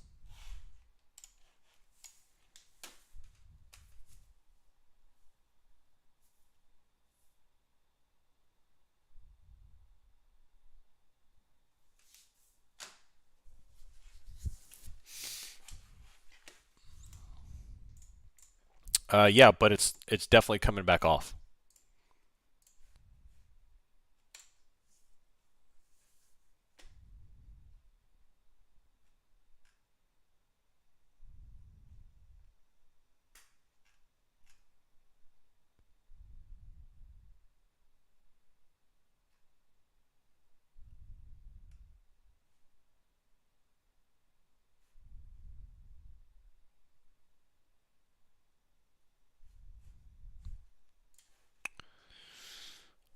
With this low volume, I don't trust it. I don't trust anything with low volume. I especially don't trust down action with low volume. Although there's a crap ton of liquidity down to 42.33 to 42.25. VIX is popping up aggressively here. 21.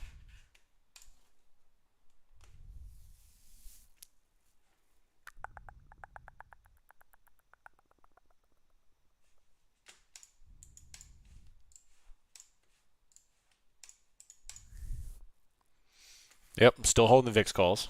They're doing well-ish. Rebounding. See if we can get up to 30. See, with low volume, you're not going to have sustained selling, so I'm not buying into this yet.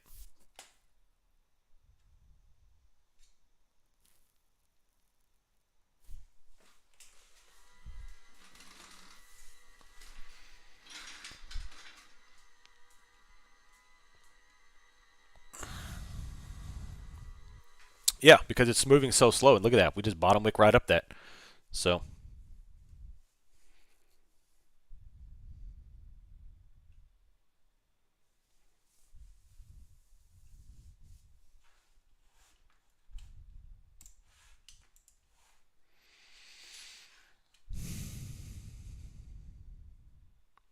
Typically wait for it. It depends. It depends on price action. Like right there, I had calls.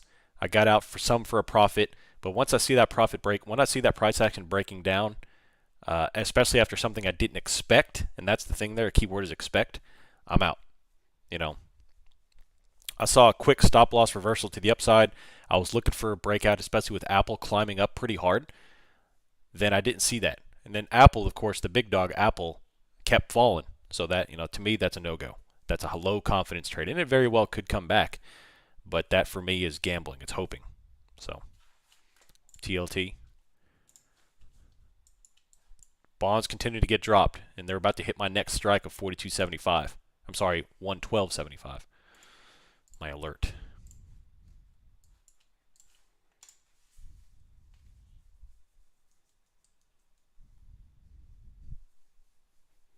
Can we grind slowly down on low volume? Not continuously, no. We can have moments of slow grind down volume, but eventually it's going to bounce and come back up. So in order to get that flush, that really sustained, all right, we need to soup our premiums. We need some volume. I'll be right back. 1 second.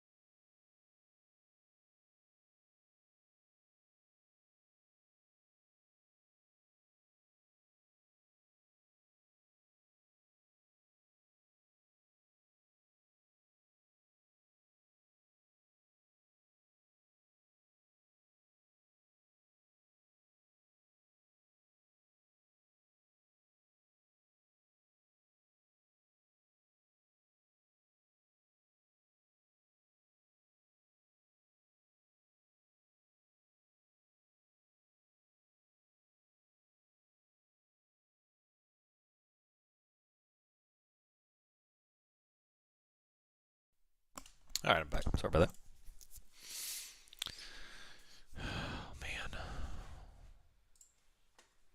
2 losses, 1 win. Calling it a day. Nice, Palo. It's good to call it a day. Caught the bottom of Tesla and data chewed up my premiums. Yeah. I'm having a really tough time setting my stop loss. You said the other day that amateur traders hold losing positions too long and winning positions long. Let off. What are your thoughts? I think that's yes. I mean that's a huge problem, especially after learning from people that we're still helping in the community. Is that's definitely true.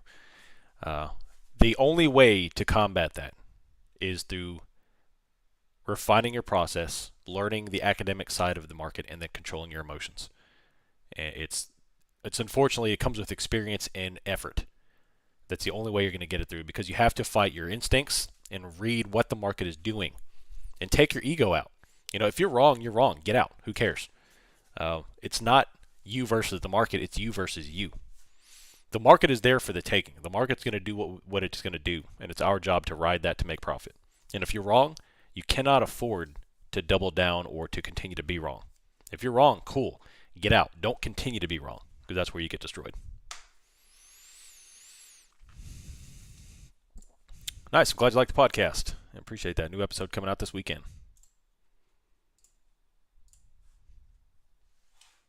New low of the day right there, 42.32. Still trickling on down here.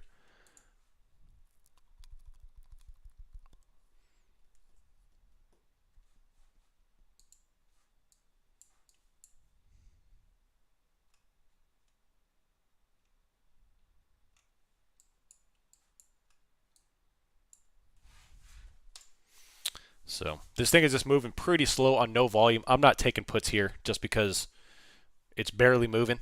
This is $1 or $2 candle. No volume, so it's still top wicking or bottom wicking. I'm just kind of chilling. BBBY devastated. Yep, that's the when you play with that crap, that's what happens. You know, these jabronis over in Wall Street Bets, they keep playing with this crap, trying to get rich, and they keep getting destroyed. Why? Because there's dudes like Cohen on the back end pumping and dumping.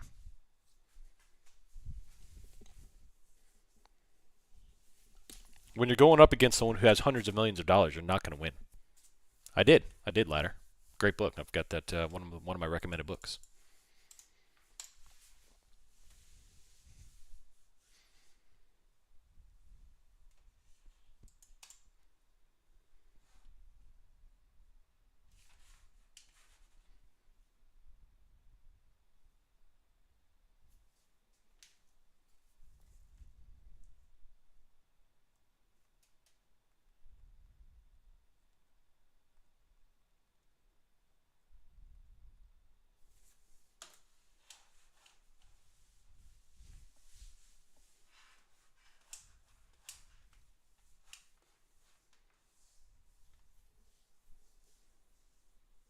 XLF just put in a new low, and we're hanging out here just under S2.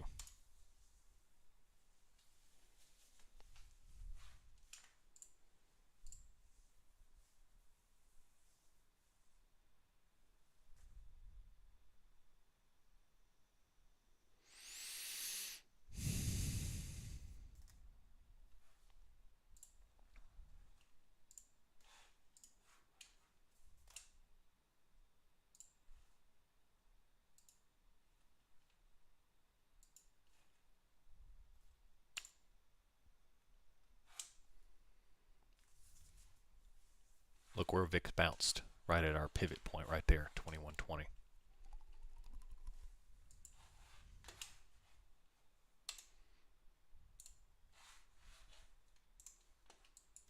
Man, this is...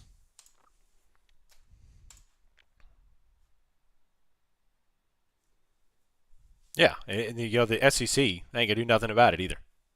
Uh-oh. That's a red right there. Big liquidity at 42.27.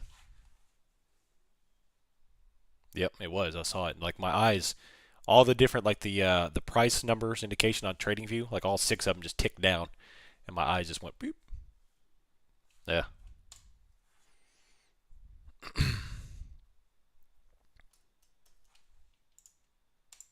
Pennsylvania, that's right.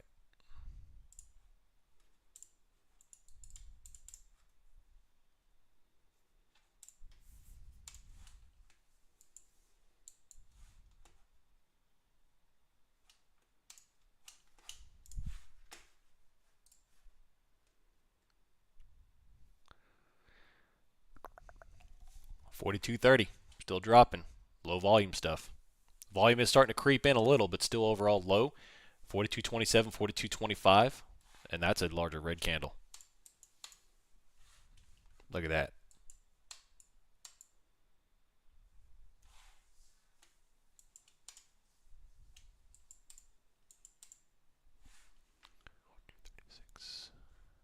No, it's not that big. So this volume's starting to creep in here across the board. XLF is selling off now. And coming down. We have European close in 22 minutes.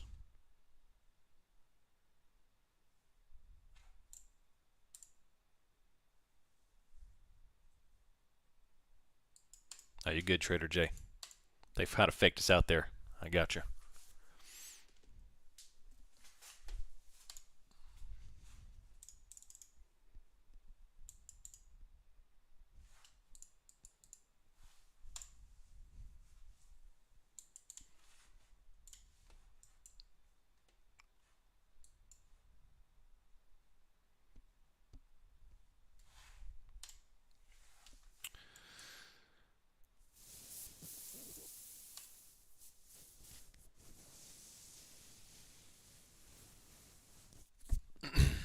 So putting in new lows after low. So they broke through that liquidity at 42.28, coming on down to first macro.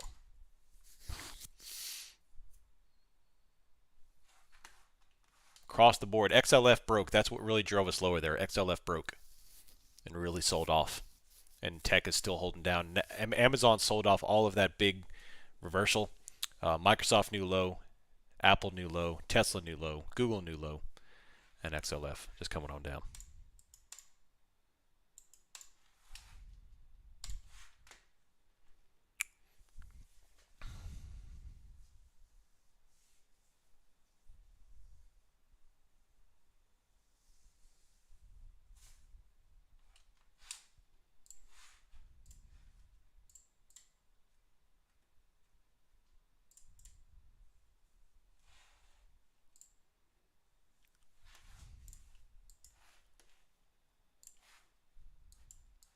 Yeah, that weekly candle would be interesting. It would be interesting. The thing, that's we chopped pretty sideways the entire week, and now finally we're giving out a little bit. And that would be definitely a very bearish candle. It would be the first red candle on the weekly since July 11th, the first week of July.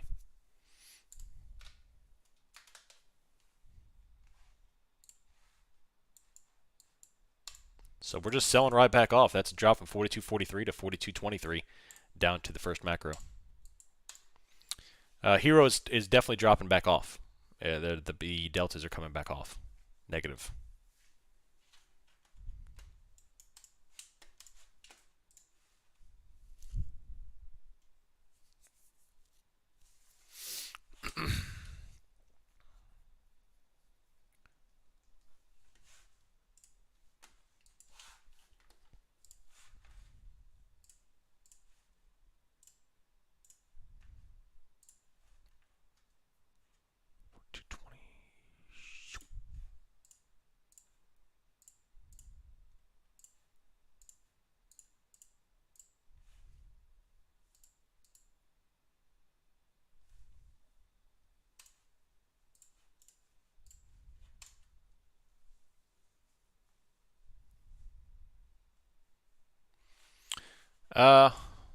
Ladder? No. I mean, there's definitely building in lower, but not that true ladder. Trust me, you'll hear me get excited if I see a ladder, a real ladder. That's pretty high. That's high confidence stuff.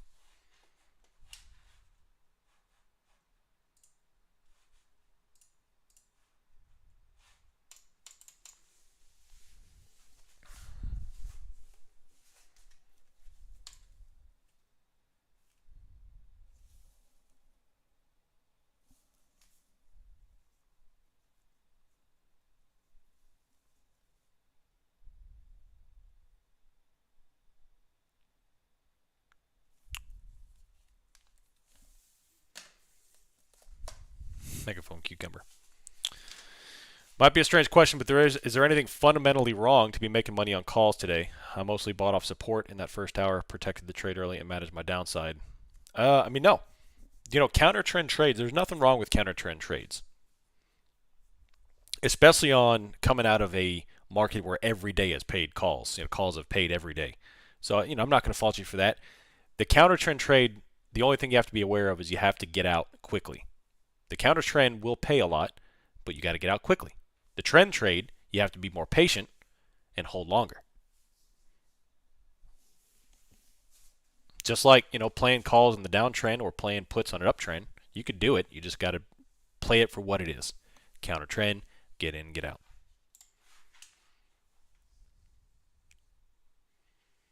Is it more difficult to buy put versus call? It depends on the market conditions. So.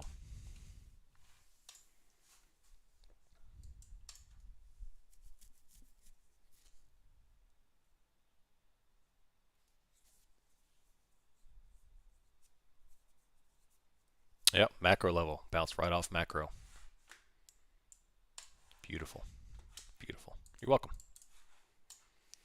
So why did I take a put there? Because low volume stuff we're hanging out below at 42.35. We didn't have any volume at 42.35, and then we've had a little bit influx of volume, dropped us down from 42.35 to where we are now. And then I knew macro is at 42.25. I'm not chasing a put because we're coming up on macro. So that tight consolidation under low volume was iffy, and now we're getting bounced right off of it. So it is what it is.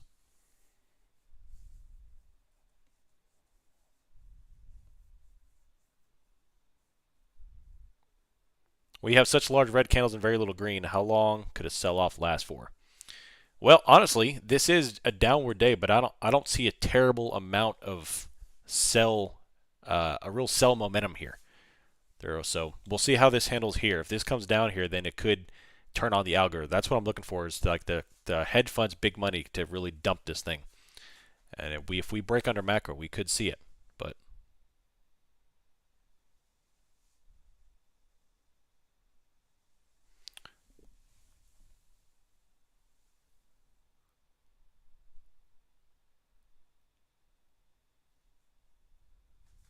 Phil, most of the time I'm trading zeros. I do trade other vehicles as well, depending on the strategy.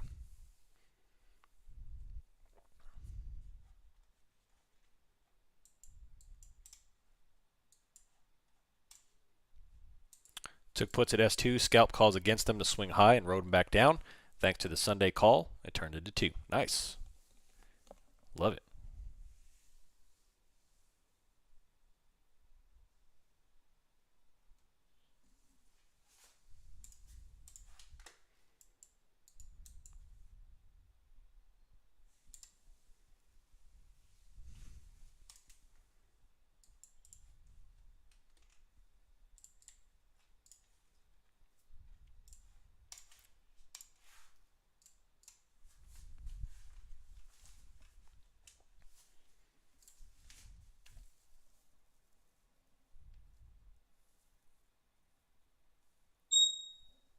Bonds still falling.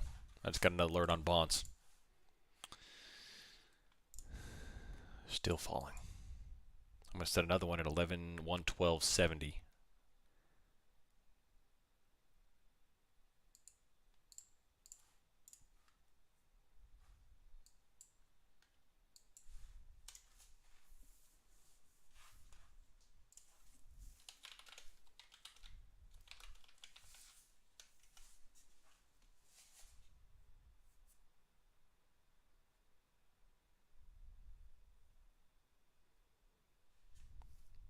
I've read the 48. I haven't read that one. No. I like it. Sounds interesting. What's it about?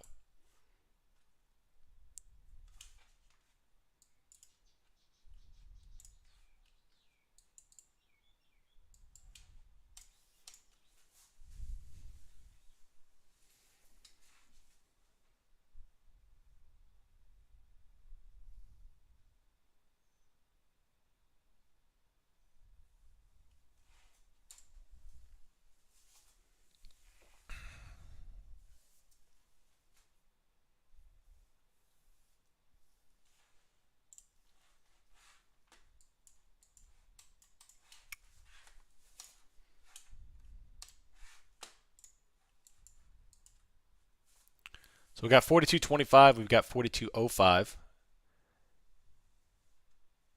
And watch out for absorption to 25.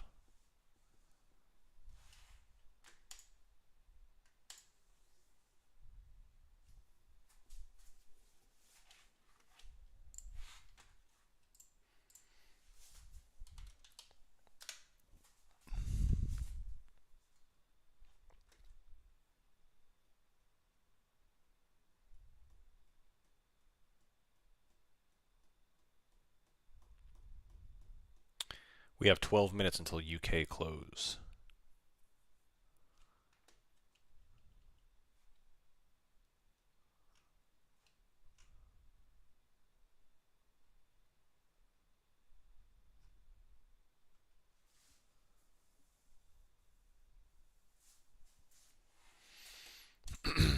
I'm embarrassed to say this, but no, don't be embarrassed to say that.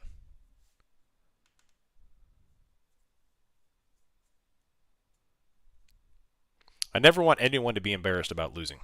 Anyone. I don't care how big the loss is. I'm telling you, this will be the most difficult thing you ever do. Emotionally. It's incredibly difficult.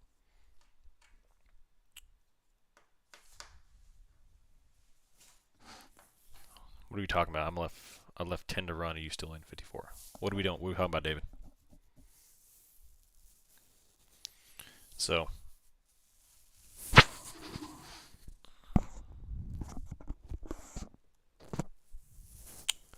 I would say no more calls today. Just right now, this is, slower action. lower volume.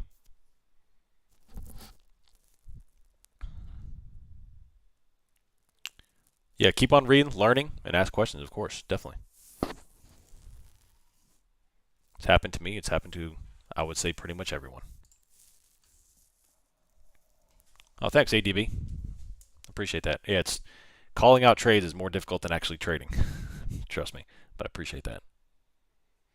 So the UK closing brings in, it closes the last outside influence on our market.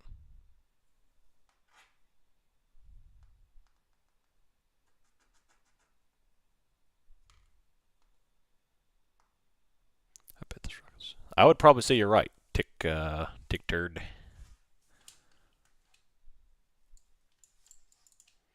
See, look, you have to remember this week is consolidation. We just came off of a phenomenal bull run. We are in that we talk about it, 7 to 10 days, we enter a consolidation phase. That's where everyone gets blown up. I say it every time. Last time, back in June, people were getting blown up again because we're in consolidation. People keep trying to be bulls, they keep selling off. People keep trying to be bears, but keep recovering. It's just consolidation. Go look at the daily candles of this week. It's chop city. And that's where people may lose the most money. They don't lose the most money being bearish in a bull or being bull in a bear. They lose the most money in consolidation because they keep trying to play the trend when there's no trend to be had. So just be careful. When we enter the consolidation phase, whether it be after a bull trend or a bear trend, you have to be ready for the 7 to 10 days of consolidation before it rotates out of that channel. Why do you think I've barely played the past week and a half? Like, I think Thursday of last week is when I cut my trades back. And I've barely been posting, I've barely been trading because it's all consolidation action. And that's not where you make your big money. You make your big money when we break out of that channel, whether it be to the south or to the north. 2 weeks ago, we were posting 400 or 500% trades. This past week, I've barely posted anything at all. Yep.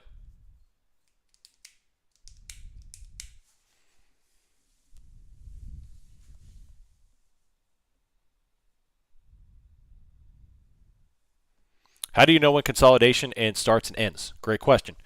So you have to realize that bulls, the bull markets don't, the market's never going to continue to smoke up, and the bear markets are never going to continue to go down. There's always going to be bounce periods. But what happens is that the market doesn't, on a daily scale, the market doesn't go straight down, bounce, and then go straight up, or it doesn't go straight up, reject, and go straight down. There's always a consolidation period that's called price discovery, where you're starting to get the rotation back into the seller's market or the rotation back into the buyer's market. There you go. What Shepard just said is a great, what's Anna Coling is a great metaphor that you have to shift the sentiment, you have to shift the order flow to the other side, and it doesn't happen on one day unless there's a catalyst. If there's some sort of outward catalyst, then yeah, you'll get that one single candle reversal, like a war or something. But strictly market mechanics, you're going to hit about 7 to 10 days of consolidation.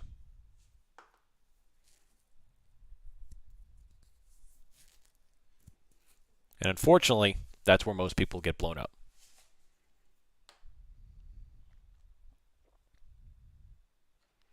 Does the emotions and nerves get the better over time or just exposure? It does get better. Yeah. See, I never ever get nervous on a trade. I get nervous on y'all following my crap.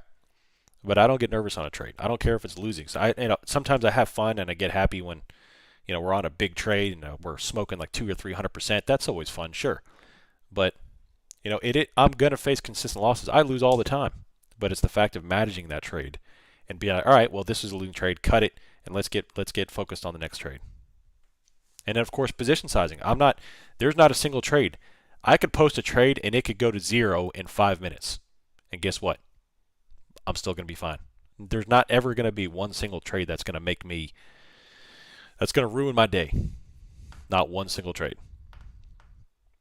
I'm never going to lose 20% of my account. I'm never going to lose 10% of my account because of position sizing. That's the one power. That's the only true thing. The market is never going to take away anything from you. The market will never take from you. The market will only get what you give it. That's it. The market will take what you give it, and that's plain and simple. If you give it 100% of your account, eventually it will take 100% of your account. If you give it 1% of your account, you're only going to lose 1%. Every time you hit that execute button, you need to be ready for the possibility that you have lost 100% of that money every single time, because the market will always counter you. It'll always find a way to counter you.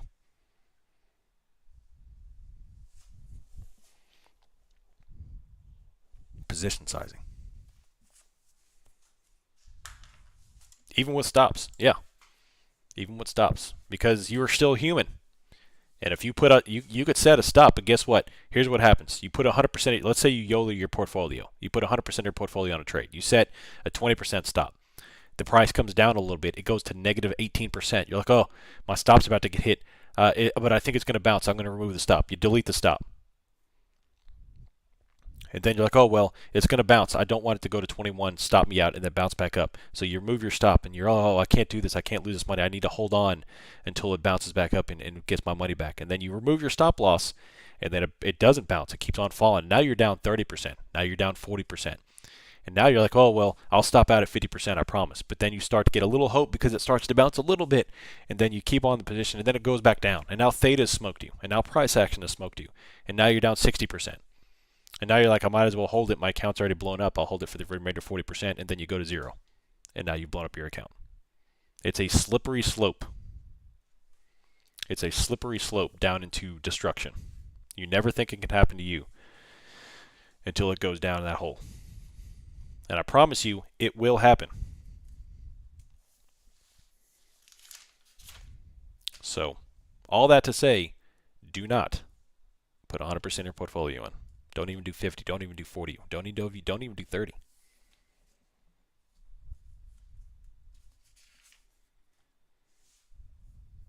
So, gotta live to trade another day is exactly right.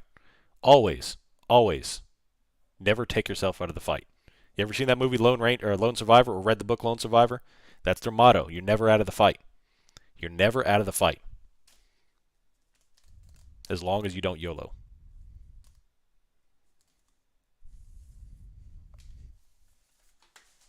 The music I'm paired with, great with that sermon. Yeah.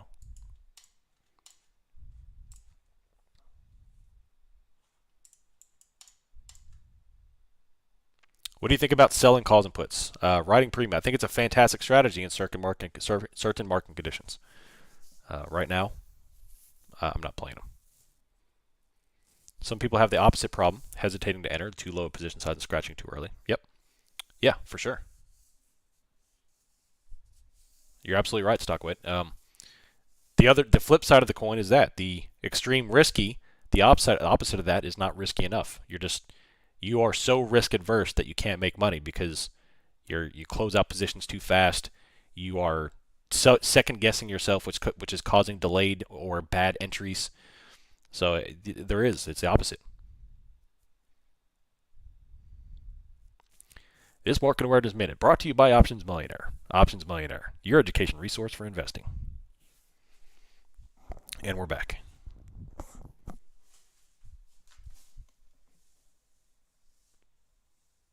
The one thing I'm doing now on these SPX and SPY trades is to set a bracket order. There you go. Bracket orders are great.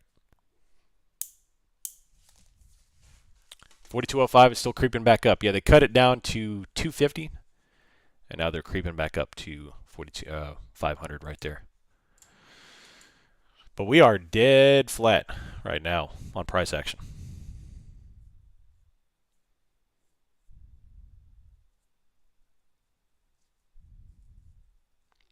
Is that 42.05 a level for next week? Depends on where we close today. I'll tell you. Yeah, 500 people watching. If you wouldn't mind, hit that like button.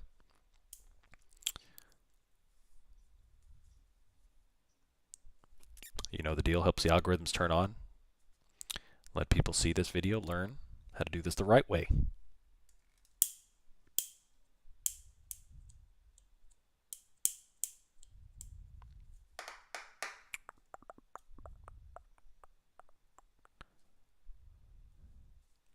Yeah, for options traders, for beginners, you definitely need to go light.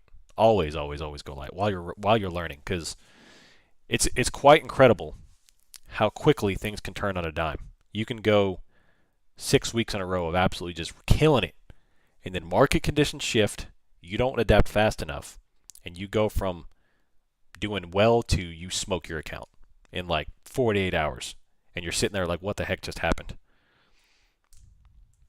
So while you're learning this, especially if you've never traded a bear market, you need to position yourself small, because I promise you, like, it's so difficult to to adapt to the ever-changing conditions in a bear market.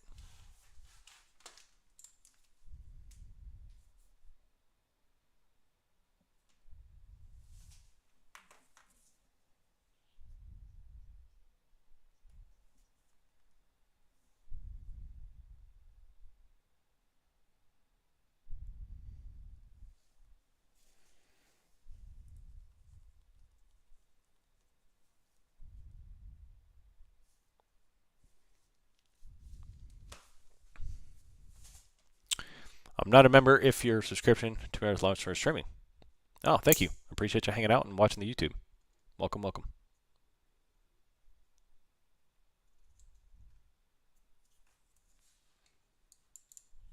There's rumors something is going down at the plant today. What plant? Oh, okay. Hold on. If Russia triggers a meltdown or shells occupied Ukraine, radiation assumes if a NATO ally, do you think an Article 5 is on the table? The trouble would probably tank if that were to happen. Probably, yeah. Probably. Honestly, no one's talking about from a market perspective. No one's talking about Russia anymore. It was a huge topic in January through March. Now it's a non-factor. The problem is now we've got China sending troops to Russia. That's a big, big, big, big no-no. If something crosses that line of war crime / Article 5 / NATO reg, it could be an issue. It could be an issue. Especially they posted, Tuesday, that Putin came out and said, or his defense minister came out and said, again, reiterated, we will only use nuclear weapons if put in the extreme position. So,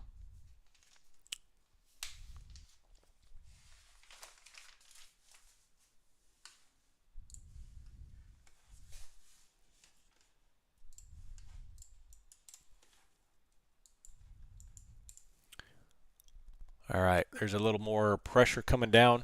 Tesla is still putting in a new low. Red candles down to macro.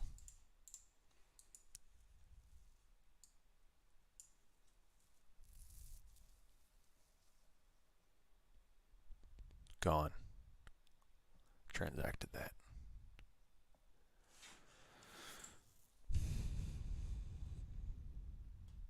In May and April, I doubled my account. In June, I gave it all back. In July, I dumped another half. August, completely.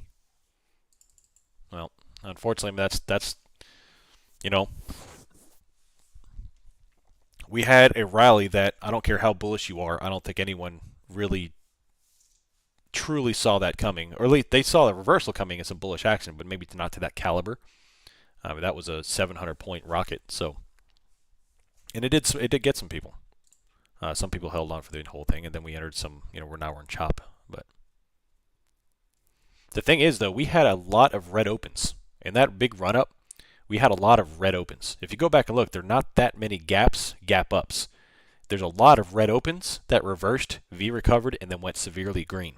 Every day, it seemed like it was happening that we had a red open with a big green recovery. It is not normal for a bull trend. That was the difference between that and 20 and 21, is that we were gapping up every day. Every day was gap up, gap up, gap up. So it was like, hang on and just go. It was, you would go all day and barely even see a red candle on the 15-minute and 5-minute charts. But this one wasn't quite the same.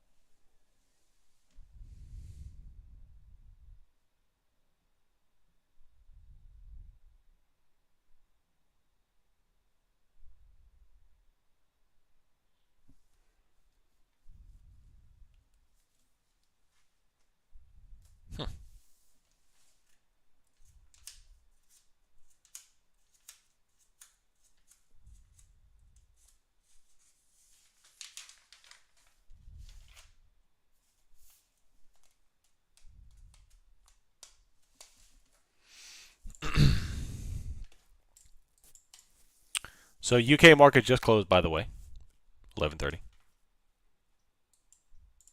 When do you expect consolidation to end, and when do you think the next big catalyst? You talking about from a monthly perspective or today? The next big catalyst is CPI, PCE, and FOMC, which is next month, which all come with I think within a week time frame. So that's why September is going to be a huge month for us. It's going to be a huge month for us. August does not have an FOMC, so that was a non-factor this month. Next month we have FOMC, CPI, CPE.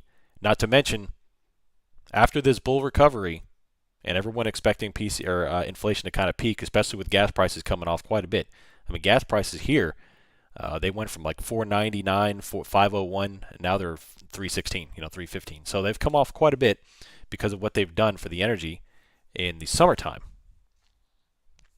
But people aren't exactly. People are only focused on the energy, which is why J-Powell came out and said he prefers PCE, because the energy kind of skews the CPI.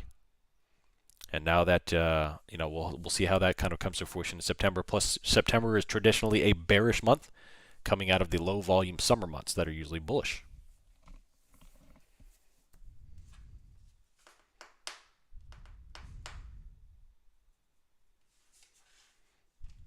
I am inclined to take some long dated calls on XLE.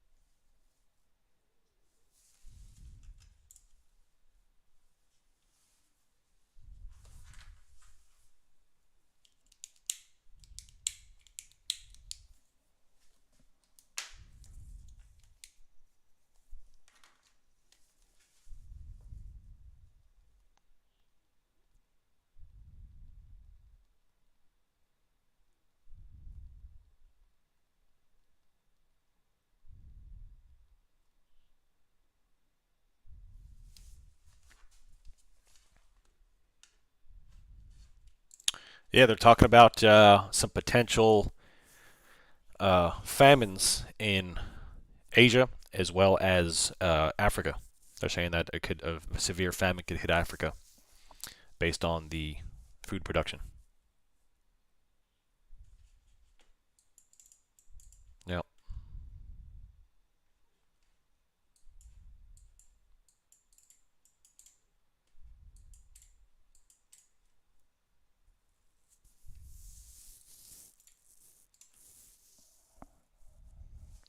So these icebergs help me with sentiment and exits. Bookmap mostly, it does help me with entries to a point, but it really helps me with my exits. When I take a play, it helps me grasp on to what I want to do with my trade.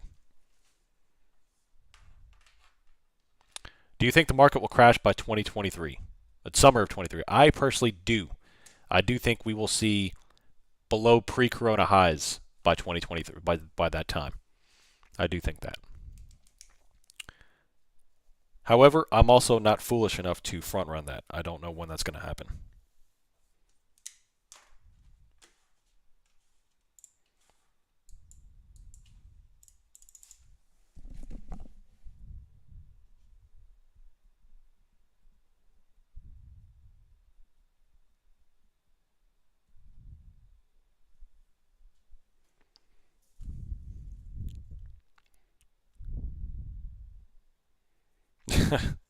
Well, that's a different conversation. Super econ. That's the problem with Social Security and Medicare, is that you can't, from a political standpoint, you can't discuss that because that's political suicide. Uh, you can't opt out of it as a taxpayer, but it's kind of one of those things. It's just, we made that bed, now we got to sleep in it.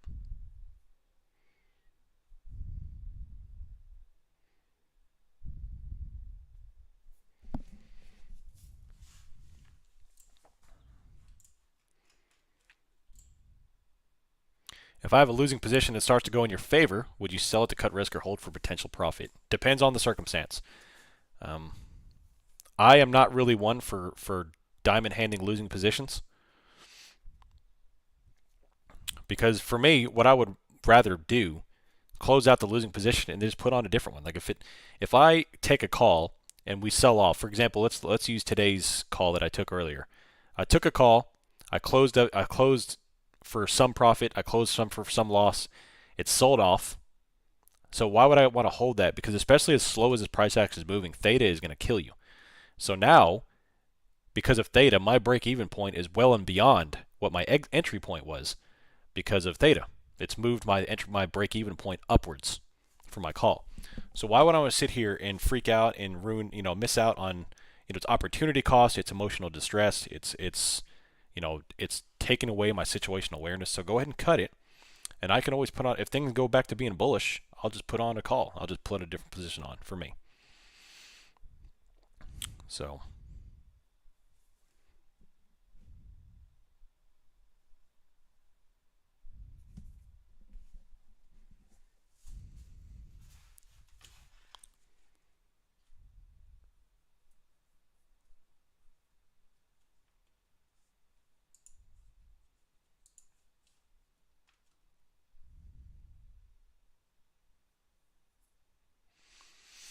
With this slow action, I would recommend you trading at least one DTEs. Trade Monday DTEs. Zeros are difficult to trade today because things are moving pretty quick. Unless you pin the reversals precisely, zeros are hard to trade right now on a day like today.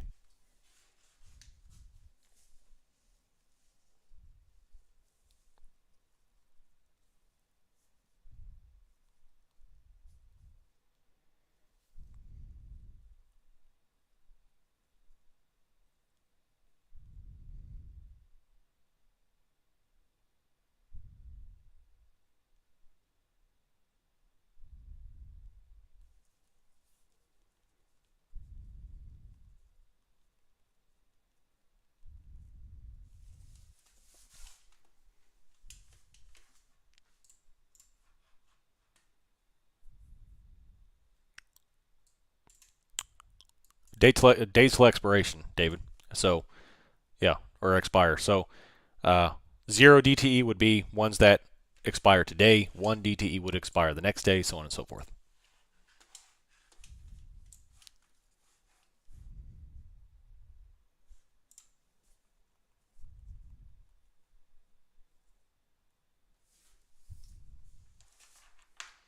No ladder yet, but so I'm gonna give this a few more minutes here, and I'm gonna go grab some lunch. I'm starving.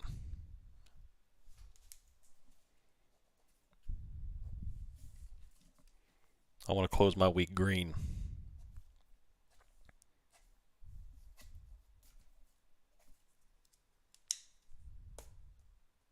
Thoughts about trading different stocks? I think personally for me, I've had a ton more success trading individual stocks than I have SPX, most likely because 1 to 0 compared to week 1.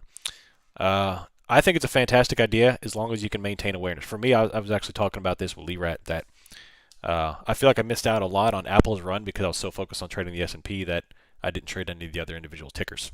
So I think it's great. In fact, I'm probably going to do more of that, more trading individual stocks, kind of go back to my roots a little bit and still maintain my overall emphasis on S&P.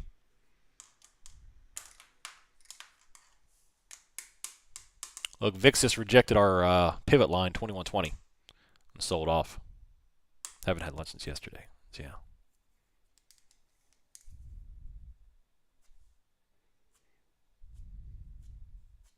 So yeah, as promised, like I told you all that when I started developing this land, I was going to create some content based on the development of said land for real estate purposes and education. And we started doing that. We started recording some footage about first walking on it, preparing for the excavator to come out, and doing all this work and how to plan. So if you do have a mind for some real estate, then I'll let y'all know when to follow along for that. So Mrs. OM posted a video on TikTok about it, and she got like 600,000 views. So it's pretty good.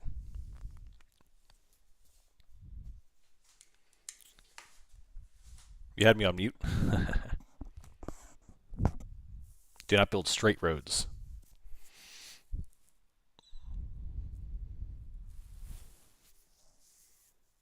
Swervy, relaxing, nice roads. Okay. It's a good point. I've never heard that, so it's About to go viral on TikTok. Yeah, no.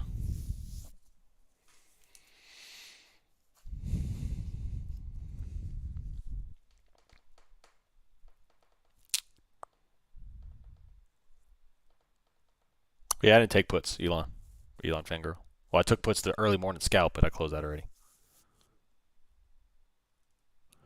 Would be very interested. Would you use in the way of market awareness to trade Apple? What else would you use to have an edge besides Bookmap and 6 dynamic levels? Was that good enough? I would still use. I mean, you're definitely right. There's not obviously Apple's not an index. He would have to track order flow more closely, level 2 data, and then I would still monitor the other tech sectors to kind of get sentiment. But you're absolutely right. I would do that. I visited a friend in Florida. We can only be called a grid. Yeah, I wouldn't. I definitely wouldn't do that.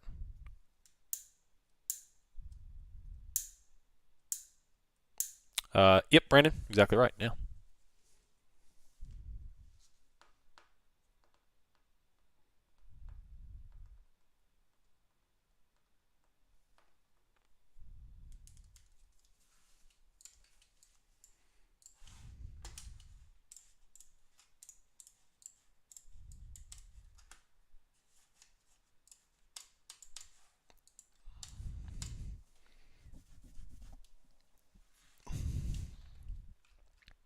How do I keep from entering at the wrong time? Well, that that is the quest of an options trader or any kind of trader, but especially options trader, because timing is everything with an options trader. Theta is our worst enemy. Theta is our kryptonite.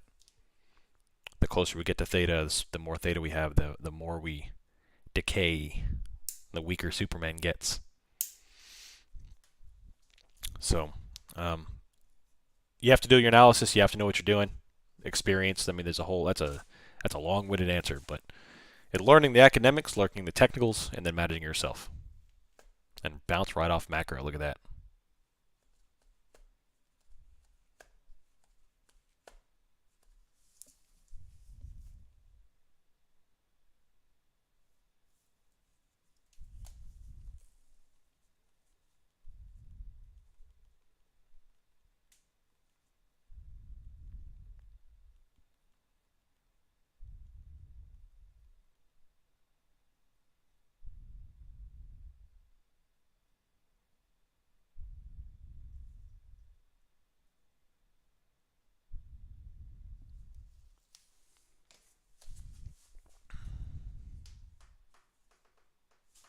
I wonder why you keep SPY and SPX on your watch list. Isn't SP enough for day trading?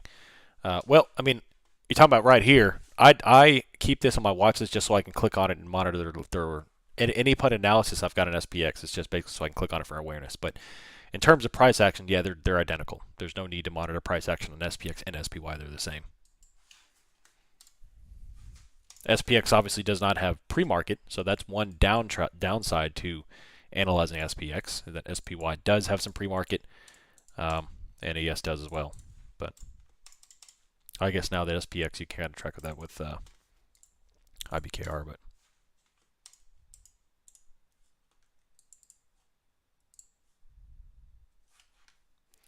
all right, so we bounced right off macro, down I think within 70 cents of macro, coming back up. Beautiful, beautiful bounce. And we've got Bookmap at so we're at the 42.40 liquidity.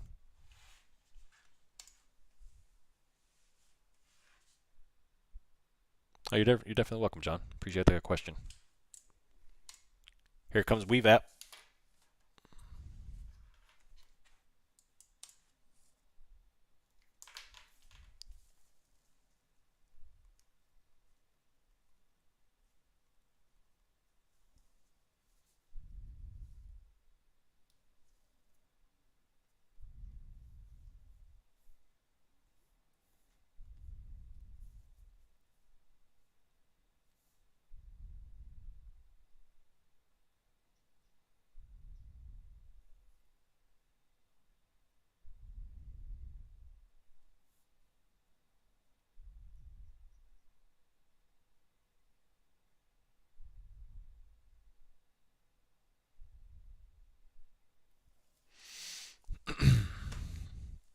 Rejected. right off VWAP. Not quite. 50, almost there.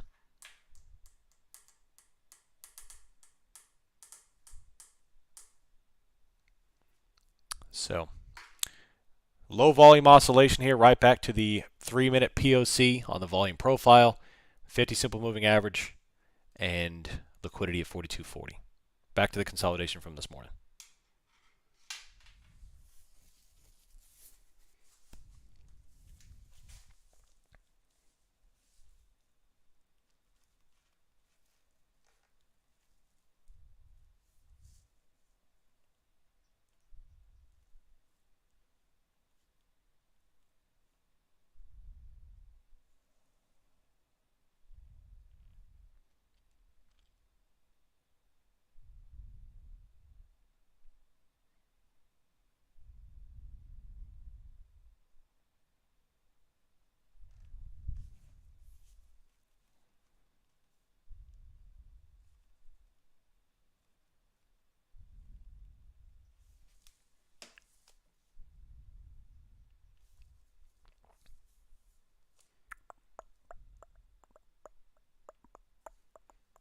How big is the theta decay on zeros? Pretty quick. You can monitor the theta value based on the amount you're going to decay per day.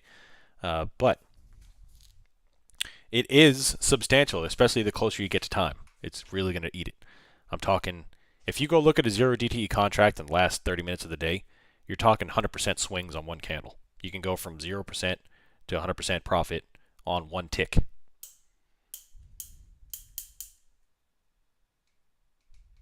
Yep.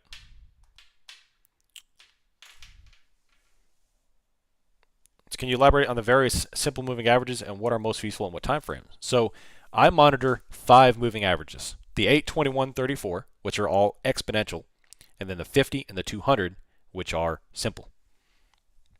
The 8, 21, 34 I monitor on the 3-minute, usually on the minute scale. I will take a look at the 8 EMA on the daily scale. The 200 of the simple, I focus more on the daily scale as well, the longer term stuff. However, they do come into some analysis on the 3-minute scale. From an investing standpoint, in a bullish market, and I'm going to reiterate, a bullish market, the 34.50 crossover is fantastic for entry points on long-term entries. I'm talking 3 months to a year holdings. The 34.50 crossover, 34 EMA 50 simple moving crossover. But I haven't used that in a while because we're not in a bull market anymore. We're in a downwards trending market, which does not work. It only works in a bull market. So the 200 simple moving average on the daily chart usually only comes into play maybe once or twice, maybe three times a year. It doesn't come in analysis that often because it's so far away usually. Can you lose more than 100% on options? No, not on long options. On short options, yes. On long options, you cannot lose more than your investment. Short options, I mean like your writing options, your selling options. Long options mean you're just buying them.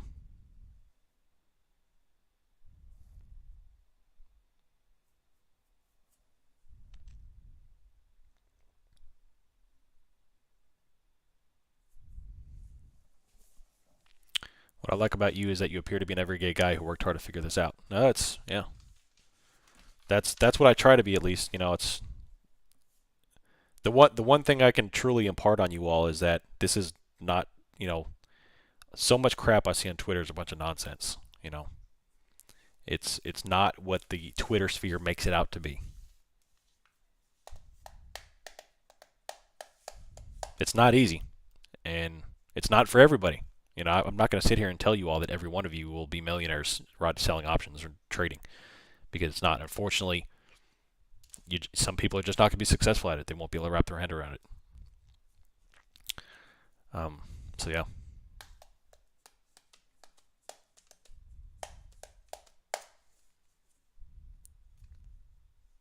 Correct. Quick. Yep.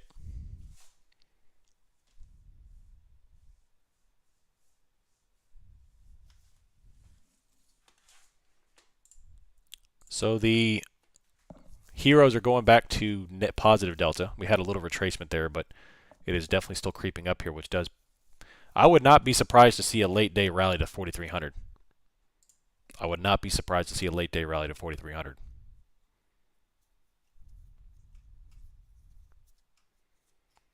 Late day rallies are very, very common with OPEX. I'm talking like 90% of the time we have a late day rally with OPEX. And we can't sell off here. Even when we did sell off, it's still very light volume, which is not indicative of a trend down day. And we have expiration of 4,300. The flow on Hero is incredibly positive. So, there you go. If we come back down to macro, I might throw down some pretty aggressive calls. Small position sizes, but we'll see. How late is late? 12:30 to 1 o'clock, somewhere in that area, give or take. Eat Central Time, so add an hour for Eastern. I think so, Sol. I think so.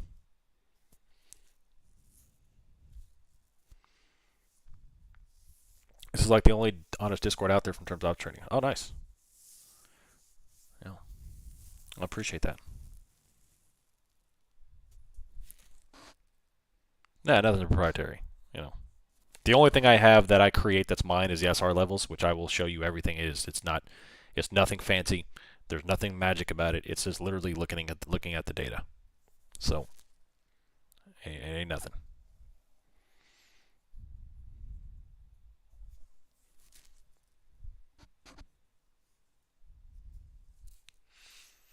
Yeah, tricky wick.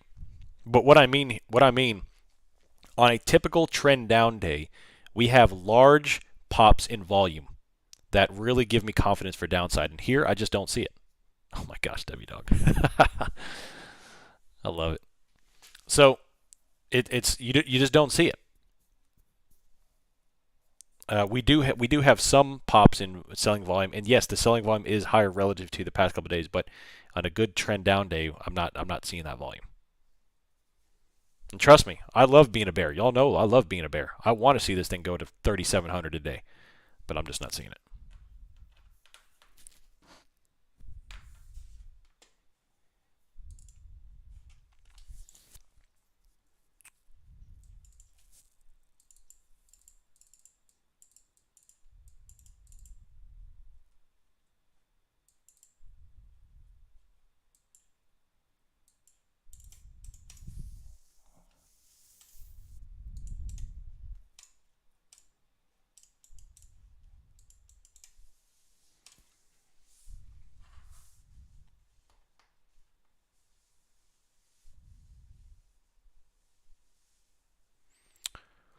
Just to clarify, because when I started, I thought I could lose more than 100%. Nope.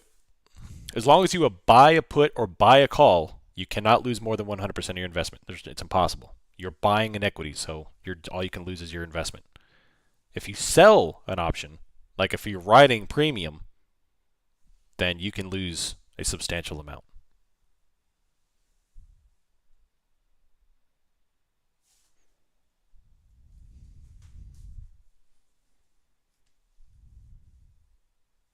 Yeah, plus commissions, 100% plus commissions. Yeah.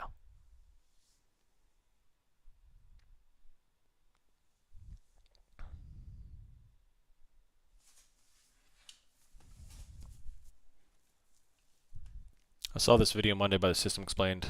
So 17th.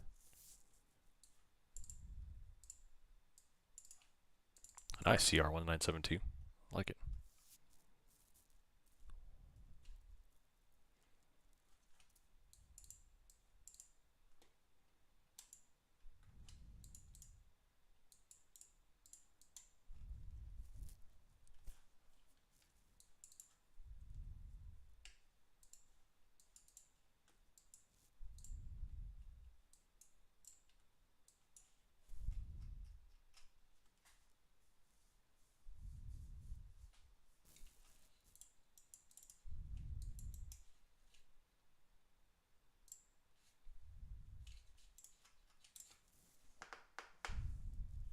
Well, the past 2 years, stocks did only go up.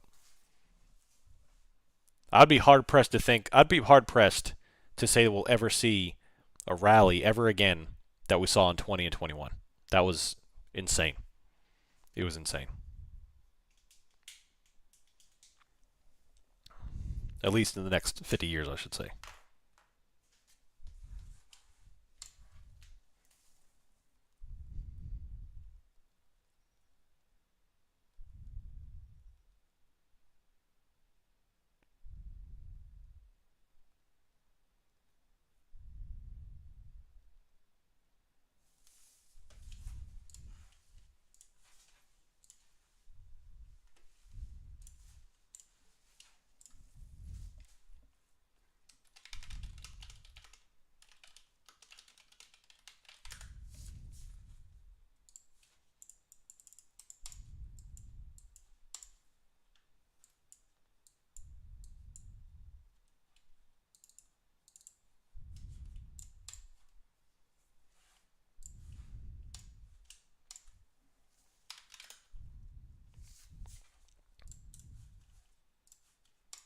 I read an article saying, talking about life, alien life, just a quick little fun tidbit.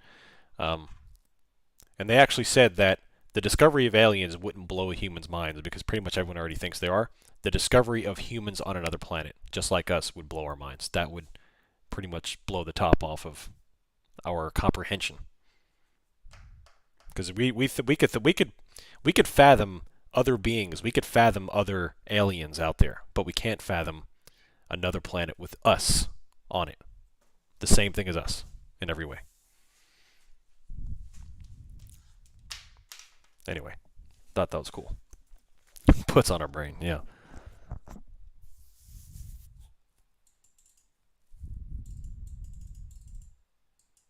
I haven't Apple Wars. I haven't.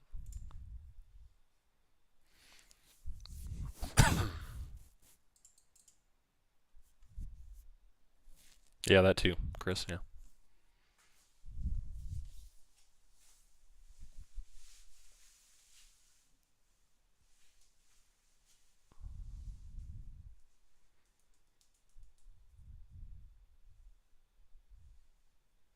Hi, I'm from India, new here. Oh, welcome, welcome. Very cool.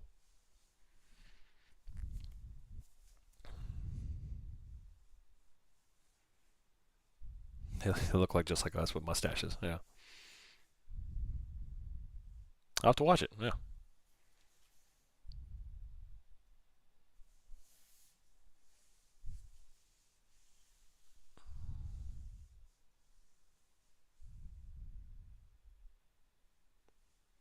Why do you think Apple doesn't break? Is there finance or perception of being? Well, very good question. One, Apple is the golden child of the market. Everybody loves Apple. Apple is the biggest holding of most funds, retirement funds, hedge funds, investors, Warren Buffett. Apple's the biggest. The S&P. So you could surmise, or you could realistically fathom why the Apple's being supported. Why did institutions pour into Apple the last 7 weeks?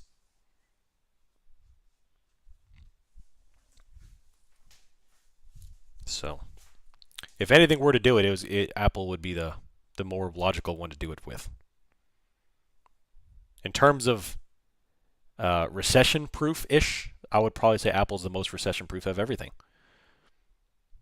Amazon has far too much overhead to be recession proof. So Apple, everyone needs their phone, man. Every single person. I've even seen a homeless dude with an iPhone. Everyone's got an iPhone.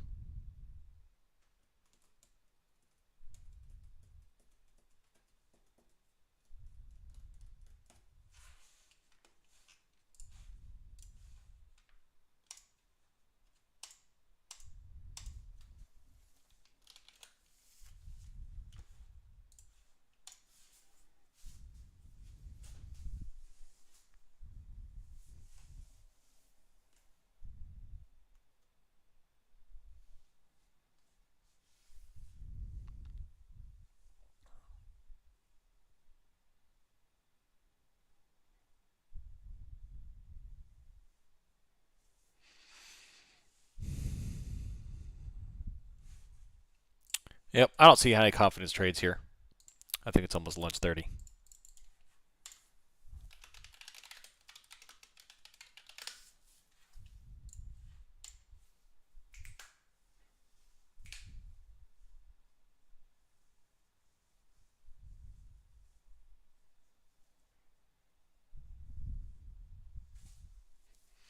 I would definitely be on the lookout for the late V, the OPEX V. Be on the lookout for that.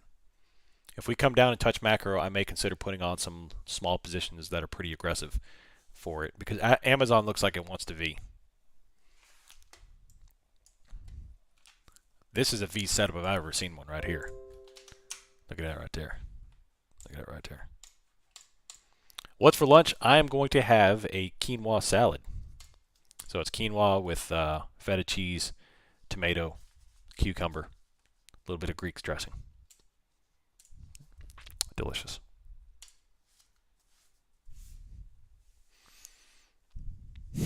What's that, like 20 calories? Gains, baby. Yeah. I am a carnivore. I am a carnivore.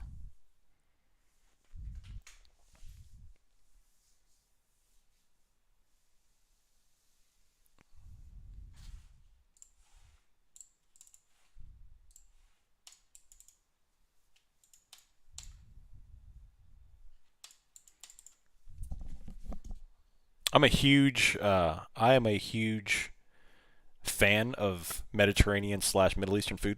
I love it. I think it's one of the better foods out there. So I was just kind of feeling it, you know. If I could make shawarma right now, I would, but I don't have the resources to make shawarma. Baba ganoush, yeah. I got some eggplant out there I could make.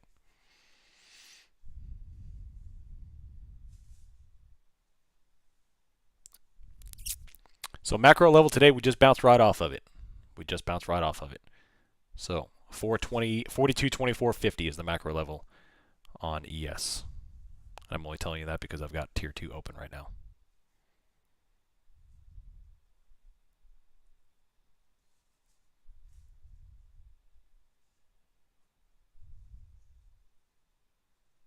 Oh man, I got a place downtown. The guy's from the Middle East. I believe he's from Iraq, and he makes some awesome food. I'll go down there. Super awesome guy. I do grow eggplants. Yep. Oh man, yeah, man. We need to share some recipes, man. I got Patient Purple sending me some pav bhaji. You got some good recipes. I'll take it. Here comes the midday chop food talk. Yeah. Every time I get hungry, I start talking about shawarma. I love Indian food. Yeah, my neighbors are from India, and they've brought over some pav bhaji. They brought over a couple of different good dishes that I forgot the name of, but Indian food has become one of my favorites. It's amazing.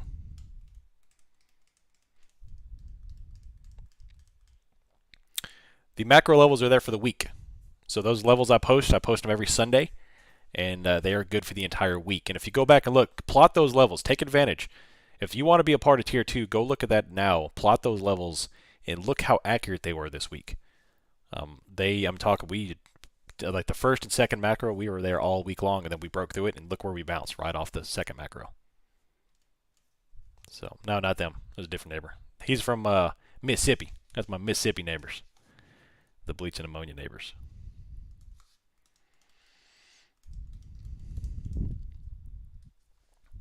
Oh my gosh. Devo says he grows eggplants in his pants. Jeez Louise.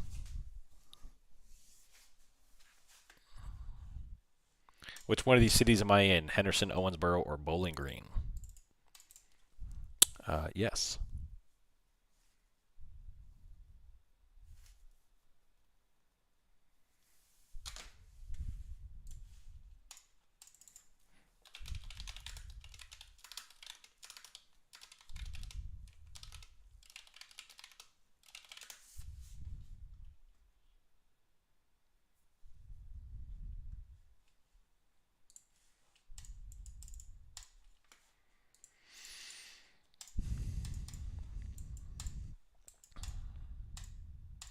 Anybody in here from Bowling Green? Little beach band action?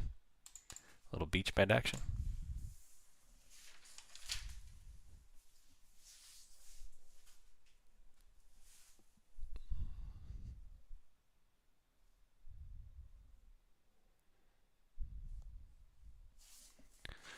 All right.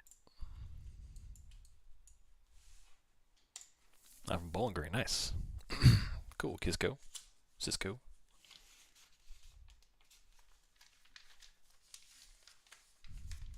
Now Bowling Green's in Kentucky. Kentucky. So, all right. Looking through my notes here. OPEX. What time is it? It is 11:10, 12:10. So we have about an hour before I'd expect the V to kick off, if that.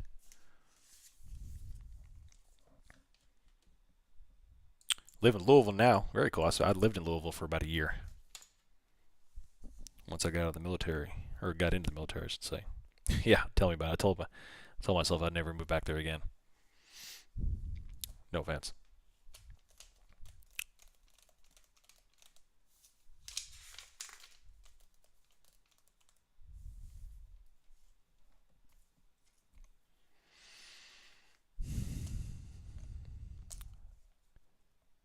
Data connection lost. How important are weekly candles for planning trade for the week? Very important. And I start my analysis on the weekly. I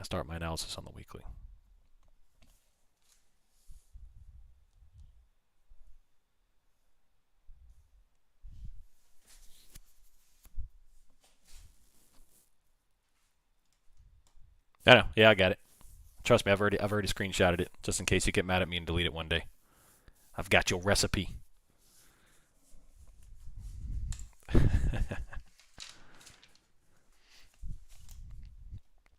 Oh, thanks DT3. Can't wait to make it though. I love me some POV, man. The thing is, like, I am a pretty dang good cook. Like, you can ask Mrs. OM. Like, I can handle my own in the kitchen. I cannot cook bread or any kind of bread product for the life of me. If my life was contingent on me making quality bread, that would be it for me. I'd be done. I've tried it many, many times. Am I a beer guy? Occasionally I'll throw down in a beer, but I'm not a beer connoisseur. Like that, I don't like. No, I would say.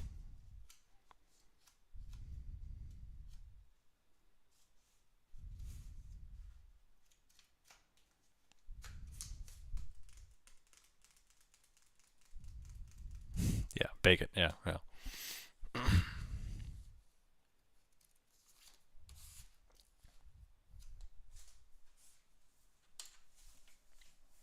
For example, my neighbors who are Indian brought over their pav bhaji, and the bread was lighter than air. It was unbelievable. It was buttery. It was delicious. It was soft. She gave me the recipe. I tried to make it. It was like eating. It was like eating the meal with like doughy bricks. It's no good. Like no good. Anyway, y'all know it's boring when we're starting to talk about food. So, is a V typical on the OPEX? Yes. Typical. Typical is a wrong word. It's happened. It's a good chance of it happening. But right now, I don't see any movement at all. So.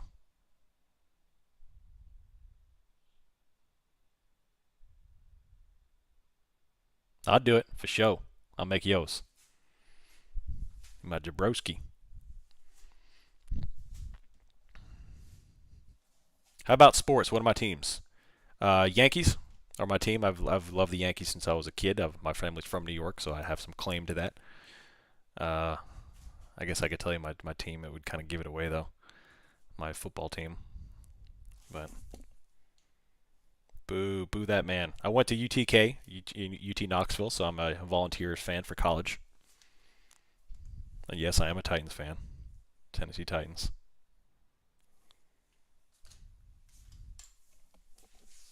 I'm from Long Island. Nice, nice.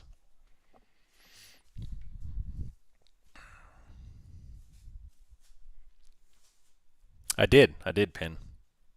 Unfortunately, I don't get to watch very many sports nowadays. But I haven't watched a full sports game in years on anything. Big golf fan though. A huge golf fan. I was a major Tiger fan. I've kind of fallen off of golf now that Tiger's kind of no longer a deal. But growing up watching Tiger was unbelievable.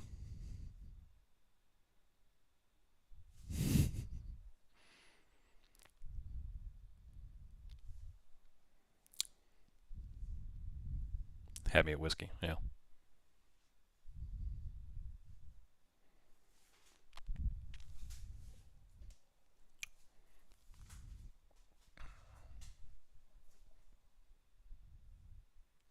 Thinking about it. I'm thinking about it. I tried to get some tickets to the Florida game, but they're like $400 a piece.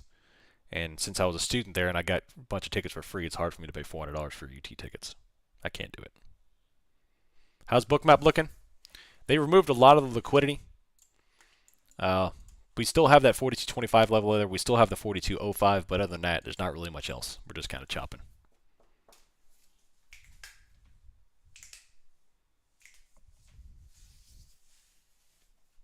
You're welcome.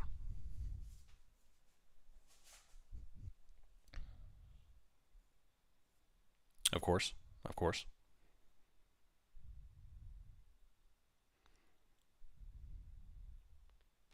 I am getting pretty good at making some pizza dough. So that is, I guess that is of the bread category, but yeah, I'm doing really well. How's the back? Pretty awesome. They're still, I've tried running a few times. There's still some tenderness when running, but I can still, it's like 99%, 98%.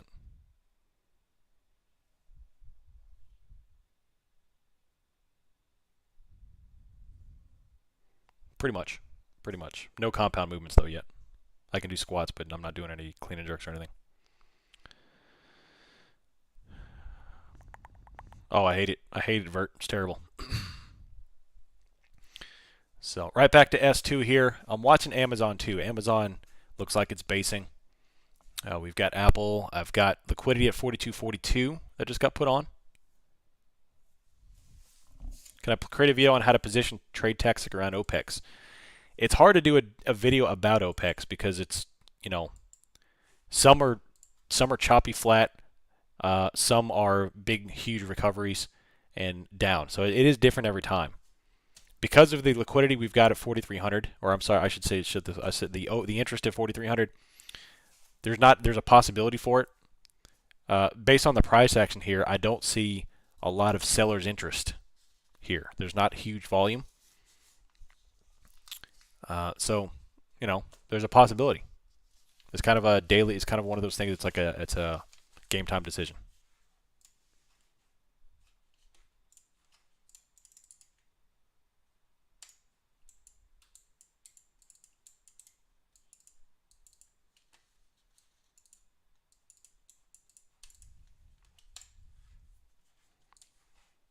So,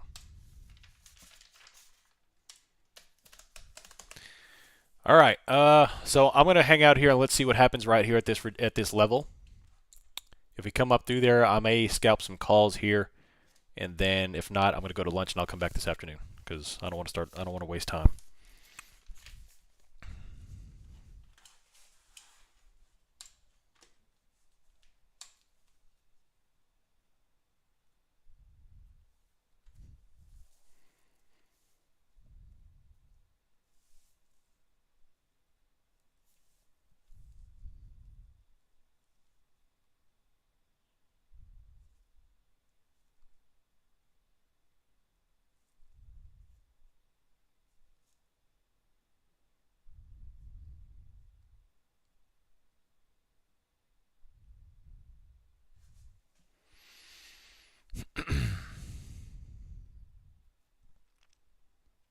So right now we are rejecting the 3-minute POC right under VWAP. There's a lot of liquidity at 42.40.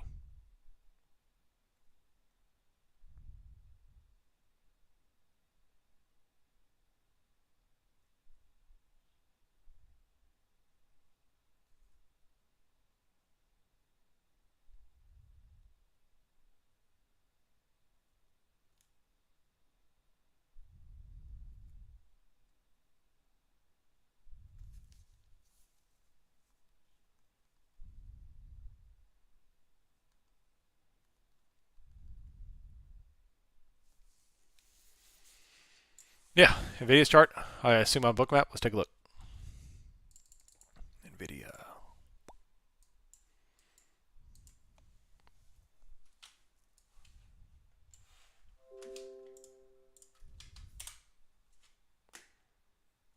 What are your thoughts on today being the beginning of the breakdown in SPY? I think there's a lot of potential for it because of the way the setup is, but I have to wait for continuation. De nada.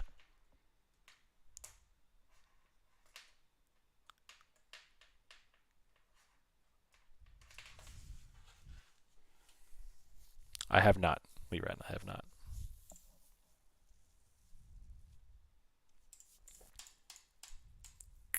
It does, Trader J, because of the volume. It does. I will check it out of curiosity, but only out of curiosity.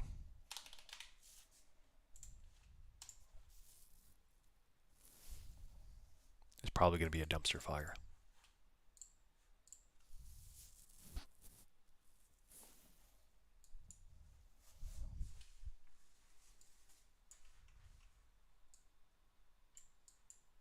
Actually, not very much. $10, $4.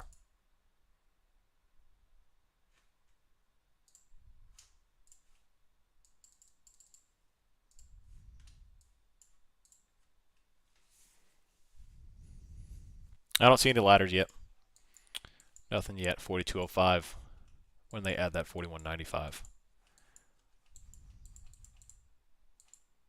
Huh. They are adding a little bit at 41.95, which would make for an interesting afternoon.